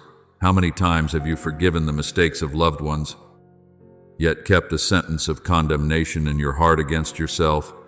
How many times have you cared for the flesh and skin of your children, your parents, your spouse, yet when your own body is weary, you tell it, "Just endure a little more"? I see it all, my beloved child. And I want you to remember the story of the woman who had been ill for 12 years and quietly touched the fringe of Jesus' garment in the crowd. She did not only need a body to be healed, she needed to be called daughter, needed to hear a word that restored her dignity, needed to know that her long-standing pain had not been forgotten. When Jesus said, "Your faith has healed you," he was not speaking only to the illness. He was speaking also to the heart that had been isolated. Come near to me in the same way, without needing noise, only with a sincere heart touching grace, and let me call you by your tender name. Then, when you have touched that depth, you will understand that the skin is also where you learn about boundaries. Skin protects the body from what should not enter. Your soul also needs holy boundaries, so it does not absorb every toxin of life. You cannot allow every judgment to pierce your heart. You cannot allow every tension from others to become your burden. You cannot open the door of your heart to envy, bitterness, anger, impure image, and poisonous words. Then expect the inside to remain peaceful like a clear stream, just as the skin needs to be washed after a day passing through the dust of the road. Your mind also needs to be cleansed of the things that weigh it down. When St. Paul reminds you to think about whatever is true, honorable, pure, and lovely, that is a medicine for the invisible skin of the soul. Choose what you look at, what you listen to, what you allow into your memory, for there are things that do not hurt immediately, yet silently leave a thick layer of dust upon the soul. That care also reaches your table, your glass of water, your breathing rhythm, the way you spend money and time. Do not think finances have nothing to do with the body. A life of uncontrolled spending can give birth to anxiety, and anxiety can imprint itself upon the flesh with marks of exhaustion. Do not think work has nothing to do with the skin, a stressful environment, a habit of overworking. A heart always afraid of failure can cause the body to send out signals of distress. Do not think hurried meals have nothing to do with the soul when you eat like someone running away. You forget that the Lord once sat at the table with human beings, broke bread, gave thanks, and turned a meal into a place of encounter. I want you to learn simplicity again. Eat with gratitude, work with faithfulness, rest with trust. Spend with moderation. Care for your body with gentleness. A holy life does not always begin with great deeds. Many times, it begins with you drinking a glass of water in peace instead of swallowing anxiety in haste. On that journey, do not forget that your body does not belong only to you in a selfish sense, but is also an instrument of love. Your hands, even with roughened skin, can wipe away someone else's tears. Your tired feet can walk toward someone who is lonely. Your face, even bearing the marks of years, can still become a place where others see kindness. When Jesus washed the feet of his disciples, he did not regard the body as something lowly. He bent down and touched dusty feet, turning a very ordinary act into a lesson of the highest love. So allow your body also to be sanctified through good works. Do not only ask whether your skin is beautiful, ask whether your hands have done something beautiful today. Do not only ask whether your face is radiant, ask whether your smile has brought peace to anyone. Do not only ask whether your body is admired by others, ask whether that body is being used to serve life, truth, and mercy. But if you are in a season when you cannot serve much, a season when your body is weak, a season when illness makes you lie still, a season when painful skin makes you hesitant to meet others, I do not want you to think you are useless. There are seasons when a tree does not bloom, yet its roots are still alive. There are seasons when the soil rests, yet beneath it there are still seeds. There are days when you can do nothing but breathe, pray, endure, and hope. But before me, those things are not nothing. On the cross, Jesus could barely go anywhere, could no longer preach among the crowds, could no longer heal with footsteps along the road. Yet in that painful stillness, redeeming love reached a depth beyond understanding. Therefore, when you are weak, let that weakness become a prayer. When you no longer have strength to do much, offer me the smallest thing, one breath of trust, one tear that does not despair, one sentence. Father, please stay with me. I do not despise any small offering given in love. From that place, I invite you to look again at your scars with new eyes. There are scars on the skin, scars in memory, scars in the family, scars from the times you failed, trusted the wrong person, lost an opportunity, or could not protect yourself. You often want to erase them completely, as though pain had never existed. But I can turn those marks into places where light passes through. When Thomas did not yet believe, Jesus did not cast him away because of his doubt. He invited him to touch the nail marks. The wounds were not hidden, but became a doorway leading into faith. You are the same. Do not let your scars turn you into someone bitter. Let them become a testimony that you have passed through fire and still have the capacity to love. Do not display suffering in order to seek pity, but also do not be ashamed that you were once wounded. In my hands, what once broke you can become the place where you learn compassion, so that later, when you meet someone in pain, you will not judge too quickly, because you know healing takes time. One day, you will realize that age is also a quiet sermon written upon the skin. The world fears wrinkles, fears gray hair. Here's the signs that time is passing, but in my light, every season of life has its own dignity. Youth has freshness, but old age has depth. Smooth skin has the beauty of dawn, but wrinkles also have the beauty of sunset, where the light becomes softer, more golden, and deeper. The book of Proverbs says that gray hair can be a crown for those who walk in the way of righteousness. And although not every old age is automatically wise, those who know how to live with me will allow the years to become a school of gentleness. Do not despise the body that is changing. Care for it, but do not fight time as an enemy. Time does not only take away, time can also give you tenderness, patience, the ability to forgive, and a beauty that is no longer loud but deeply absorbed. There are also times when I speak to you about the skin to remind you of touch. The world today has many people who are starving for a healthy touch, a hand held in fear, an embrace without selfish intent, a gesture of care without conditions. But there are also many people who have been wounded by wrong touches, by hands that cause pain, by violations that made the body become a place storing sorrowful memories. If you are someone who has carried such a wound, I want you to hear clearly. The fault does not belong to you. Your body has not lost its holiness because it was wounded. I do not look at you with a gaze of shame. I look at you with mercy deeper than the abyss.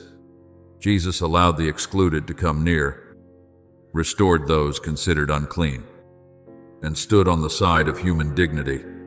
Therefore, allow yourself to be healed step by step, through prayer, through trustworthy people, through wise support, through safe boundaries.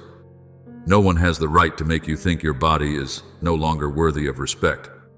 When that reminder enters your family, it will transform the way you teach children. Do not teach them to hate their bodies. Do not allow jokes about skin color, weight, acne, height, or flaws to become an everyday sound in the home. Teach them that the body is a gift to be cared for, not a product to be compared. Teach them to bathe, rest, eat healthily, protect their skin under the sun, speak up when they are in pain, and also give thanks to God for their hands, feet, eyes, skin, and breath.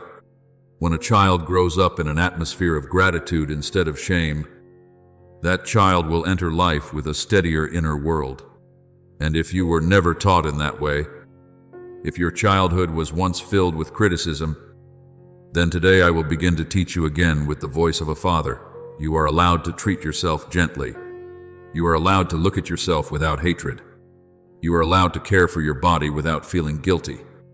You are allowed to live in the peace of one who knows they are loved. Then there is your work, where the body is often placed last. You may spend hours for screens, customers, numbers, plans, and goals. Yet forget to stand up and breathe. Forget to eat at the proper time. Forget to let your eyes rest. Forget that flesh is not stone. I am not telling you to be lazy. I love faithfulness. I love a diligent spirit. I love hands that know how to plant and build. But labor must not become an altar upon which you sacrifice your health until it is exhausted. Even the people of Israel in the wilderness were given manna day by day, not to store up in endless fear, but to learn trust. You also need to learn that enough for today is a grace. Work with all your heart, but do not let work swallow your soul. Earn money honestly, but do not let money make you lose sleep, gentleness, and health. Success without peace is only a beautiful garment covering an exhausted body. I want you to have a healthier prosperity, a life with bread, with love, with health, with prayer, with laughter, with time to look at the sky. Within that balance, you also need to learn to let go of the things that make the skin of your soul break out in irritation. Envy is a slow poison.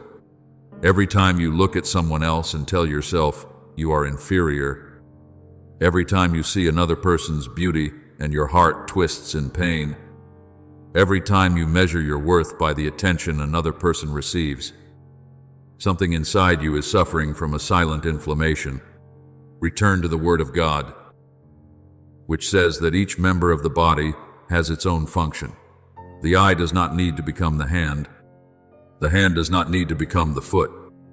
And you do not need to become someone else in order to be loved.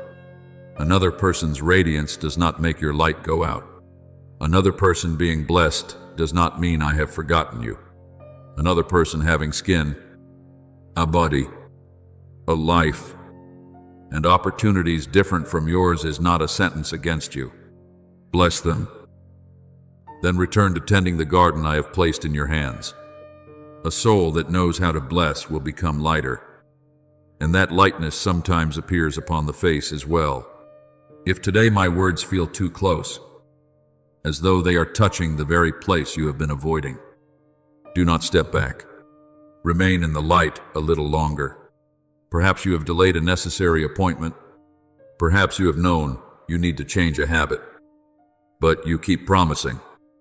Tomorrow, perhaps you have allowed a physical or spiritual wound to linger because you were afraid to face it. Perhaps you have lived for months like a soldier who never rests, thinking you were strong, while inside you were cracking piece by piece. I have not come to shame you. I have come to call you back before it is too late. In the Gospel, there was a man who lay beside the pool of Bethesda for 38 years, waiting for the waters to stir, waiting for someone to carry him down, waiting for an opportunity that never came. Jesus asked him, "Do you want to be made well?" That question is also for you today. Not to reproach you, but to awaken your will to live. Do you want to be at peace? Do you want to care for your body? Do you want to stop delaying what needs to be done? Do you want to rise? Take up your mat and walk into a new rhythm of life.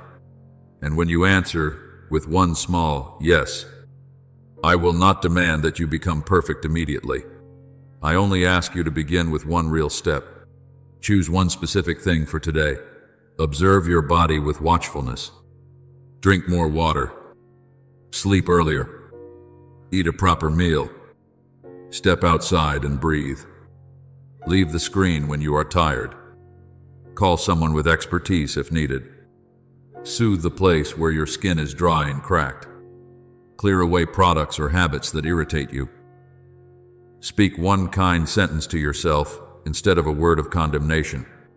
And before you do it, place it in prayer.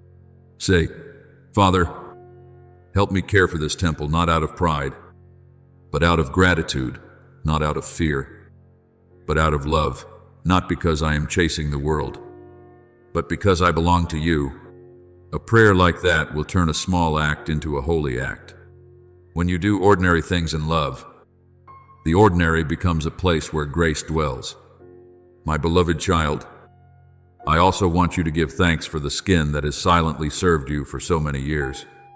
It has protected you under the sun, felt embraces, warned you when something was too hot, too cold, too painful, too dangerous. It has grown with you, endured with you, changed with you, recovered with you. Perhaps you only see flaws, but I see a faithful companion of the body. Give thanks for the cells that still work in silence, for the blood that still flows beneath the skin, for the warmth that remains, for the senses that still help you recognize the world. Gratitude does not deny discomfort or illness. Gratitude only opens a window so light can enter the room that is in pain. When 10 lepers were healed and only one returned to give thanks, Jesus noticed the one who came back. You too, be the one who returns. Whether your healing is beginning, continuing, or still waiting, return with thanksgiving, because gratitude softens the soul and helps you recognize that grace is still present. In this way, today's urgent reminder is no longer a cry meant to frighten you, but a bell of mercy. It says that you are worthy of being cared for right now. It says that your body is not a lifeless object to be exploited until exhaustion. It says that your skin is not an enemy to be hated, but part of the creation I love. It says that faith is not only on the lips, but also in the way you sleep, eat, work, rest, heal, set boundaries, seek help, and give thanks. It says that tomorrow is not the place where you should send everything worth doing today. Therefore, listen to me in peace. Do not delay love for yourself. Do not delay the necessary checkup. Do not delay the rest that has been owed for too long. Do not delay the prayer that can soften your heart right now. Do not delay forgiving your body for not being what you once wished it would be. Begin today, beneath my gaze, under my blessing hand, in the faith that every small step you take toward life is seen by heaven. And when you have heard my call inviting you back to a gentle care for your own body, I want you to go even deeper, not stopping only at seeing the skin as an outer garment, but seeing it as a silent book recording the seasons you have lived, the battles you have overcome, the days you forgot yourself for the sake of others, and even the whispers I sent to you long ago but which you were too busy to hear. There were times when you thought I only spoke to you in church, in prayer, in the ringing of bells, or on the pages of scripture opened beneath a late-night lamp. But my child, I also speak through your heartbeat when it quickens with worry, through your shoulders when they ache from carrying too much, through your eyes when they sting from lack of sleep, through your skin when it becomes dry, cracked, sensitive, changed, or in need of more tenderness from you. Just as the prophet Elijah did not encounter me in the violent wind, the earthquake, or the fire, but in a still small voice, I also often come to you through signs that are very small, very gentle, and very easily covered over by the noise of life. Therefore, do not despise what is little. A leaf changing color announces that a season is turning. A cloud gathering announces that rain is coming. And a change in your body can also be an invitation for you to pause. Observe, give thanks, care, and correct the rhythm of your life before weariness becomes a louder cry. But my beloved child, healing does not always come like a flash of lightning. Sometimes healing begins with a small decision you make in silence. Today you go to sleep a little earlier. That is a seed. Today you drink water instead of only drinking things that make your body weary. That is a seed. Today you spend a few minutes checking your body with a peaceful heart, without scrutinizing, without hatred. That is a seed. Today you make an appointment to seek professional advice when you notice something unusual that lasts too long. That is a seed. Today, you do not use cosmetics, coverings, or lighting to hide from a signal that needs attention. That is a seed of wisdom. Do not consider these small things insignificant, for the kingdom of heaven is also compared to a tiny mustard seed. Yet when it grows, it becomes a tree where the birds of the air come and make their nests. One small act of care today can open the way to a great season of peace later on. One moment of listening to your body today can help you avoid many months and years of regret. One sincere prayer today can soften an entire region of the heart that has grown hard from weariness. Then you also need to understand that the world often teaches you to look at your skin as a product, while I teach you to look at your skin as a gift. The world tells you that you must hide the marks of age, erase every trace, and chase after standards that change from day to day. I tell you to preserve health, purity, moderation, and gratitude. The world makes you afraid of aging, afraid of the sun, afraid of scars, afraid of not looking like others. I teach you to discern between what needs care and what needs to be accepted in peace. There are wrinkles that are signs of wisdom, calluses that are signs of faithful labor, darkened marks that are memories of the days you have lived beneath the wide sky, and changes that come with age as reminders that earthly life has its seasons. Ecclesiastes says that there is a time for everything, a time to be born and a time to grow, a time to be strong and a time to rest, a time to be youthful and a time to become mature. If you fight every sign of time with fear, you will lose the beauty of the present. But if you know how to care for yourself without worshiping appearance, how to protect your body without turning the body into an idol, how to love your skin without letting, and if, on that journey, you stumble, return at once. Do not lie long in the sin of discouragement. Some people abandon an entire journey because of one failed day. Some stay up late one night and then think all their efforts are meaningless. Some eat one unhealthy meal and blame themselves until they give up. Some forget to care for themselves for a few days and think they can never change. No, my beloved child, my mercy is new every morning.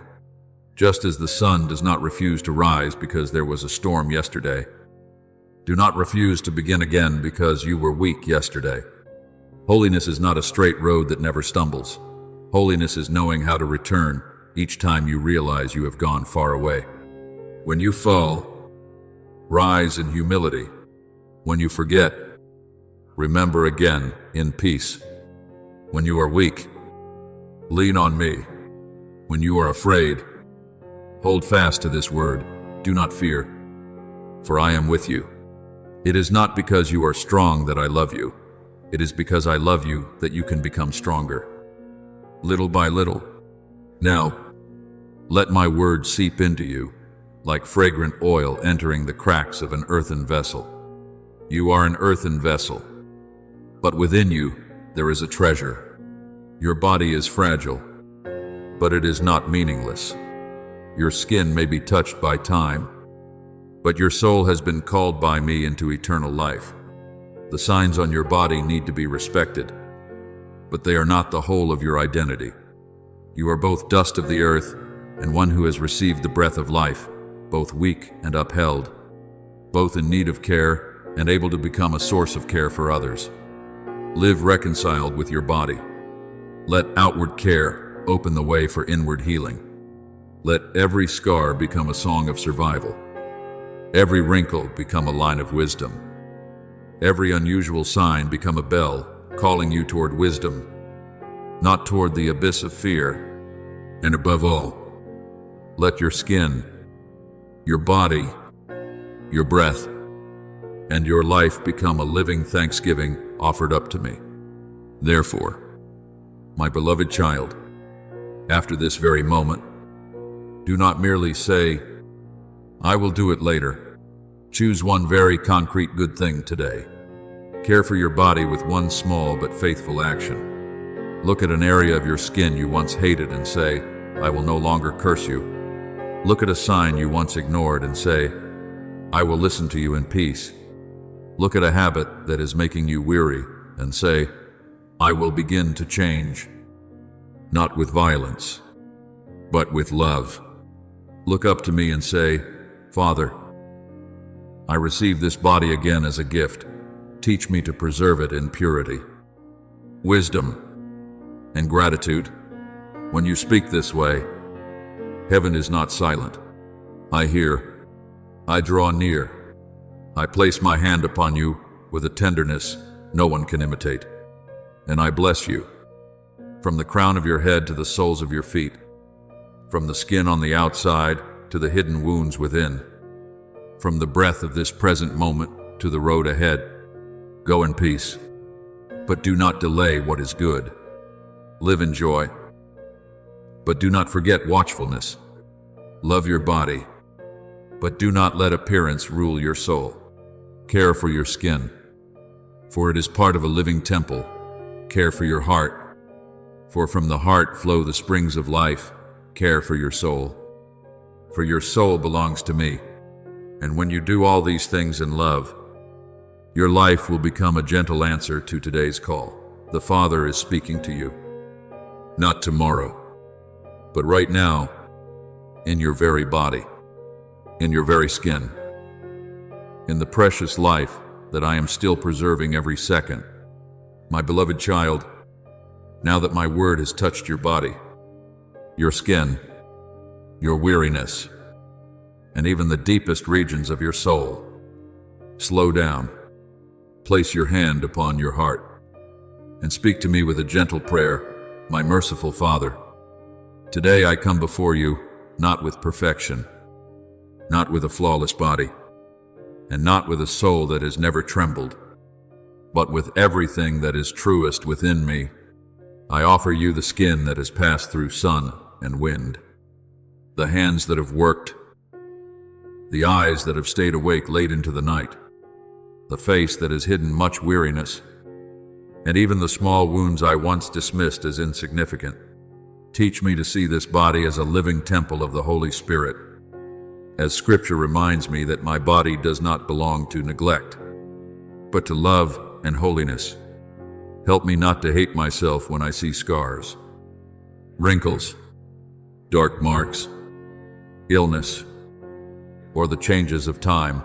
Teach me to discern which traces of the journey need to be embraced. and which signals need to be cared for with wisdom. Remove from me excessive fear, but also remove from me dangerous delay. Give me the grace to rise today and love my body through small, pure, and peaceful actions. Father of mercy, I also offer you the quiet anxieties that are leaving their marks upon my body. There are days when I am tense because of money, work, family, children, responsibilities, and the future. There are nights when I lie down, but my mind keeps running through the darkness, leaving my body exhausted while I think I only need to try a little harder. Remind me that I was not created to live like a machine that does not know how to rest. For Jesus himself invited all who labor and carry heavy burdens to come to him and receive rest. Teach me to rest without guilt, to care for my health without seeing it as selfishness, and to seek help when needed without shame. Heal within me the habit of forcing myself to appear strong before everyone, while inside I am becoming dry, like land without rain. Let my sleep be peaceful, my meals be wholesome, my breathing be light, my skin be cared for, and my soul be refreshed by the Word of God, so that I may not merely survive each day, but truly live in the abundant grace you have promised to give. In this moment, I also want to pray for all those who are suffering because of their bodies, those with skin conditions, those who feel ashamed of their appearance, those who fear looking in the mirror, those who have been mocked because of scars, skin color, age, or signs of illness they cannot control. Father, place your gentle hand upon them as Jesus touched the leper and said, I am willing, be made clean. Do not let them feel excluded, ashamed, or left on the margins of life. Send them people who know how to look with mercy, who speak words of encouragement instead of judgment, who remain beside them instead of turning away. Give those who are ill the courage to seek healing, patience on the path of treatment, and faith that their dignity is not diminished by sickness. Teach me also to become a good Samaritan in daily life, knowing how to bind wounds with gentle words, support the weak with sincere presence, and remember that every body I encounter is a creation loved by you. And from that prayer, I want to offer you my first thanksgiving, because you created my body in a wondrous way. I thank you for skin that can feel the warmth of morning sunlight, the evening breeze, cool water, the embrace of loved ones, and the tenderness of loving hands. I thank you for my hands, which have been able to work, serve, embrace, wipe away tears, lift others up, and fold together in prayer. I thank you because the marks on my body do not speak only of pain, but also of the fact that I have lived, have passed through, have endured, and am still being preserved until today. As the psalmist once proclaimed that I am fearfully and wonderfully made, today I ask to learn gratitude again. Not only gratitude when I am healthy, beautiful, youthful, and radiant, but gratitude even when I am weary, changing, and in need of healing. For in every season, you still call me your beloved child. I also thank you for the small warnings my body sends to me. I thank you because a pain can remind me to stop. A dry patch of skin can remind me to care. A wave of fatigue can remind me to rest. And an unusual sign can lead me toward wisdom at the right time. Perhaps before, I was irritated with my body because it was not always as strong as I wanted it to be. But today, I give thanks because this body has patiently carried me through so many busy days, so many seasons of anxiety, and so many difficult roads. I thank you because you do not speak to me only through great things, but also through the quiet signals of ordinary life. Teach me to listen to those signals with peace, not with panic. not with indifference, but with an awakened heart. I thank you for the wisdom of medicine, for doctors, for knowledge, for remedies, for caring hands, and for every means you can use to lead me toward restoration. Finally, I thank you because your love does not change according to my appearance. Whether my skin is smooth or cracked with dryness, whether my face is bright or tired, whether my body is healthy or in pain, you still look upon me with the eyes of the one who created me out of love. I thank you because you do not wait until I am perfect before drawing near.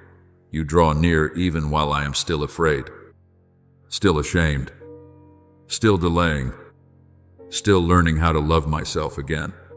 Let this thanksgiving become a light that accompanies me in every small action: when I wash my face, when I drink water, when I rest, when I go for a checkup, when I care for loved ones, when I look in the mirror and choose not to speak cruel words to myself. I thank you because today is still today, still the moment when I can begin again, still the soil where I can sow one seed of care, one seed of gratitude, one seed of obedience. Receive this small thanksgiving, Father, and turn it into a clear stream flowing through my body, mind, and soul, so that from now on I may live as a child who is loved, protected, and called to walk into the light. Thank you for listening. Do not forget to subscribe to the channel so that together we may grow in faith and in the love of God.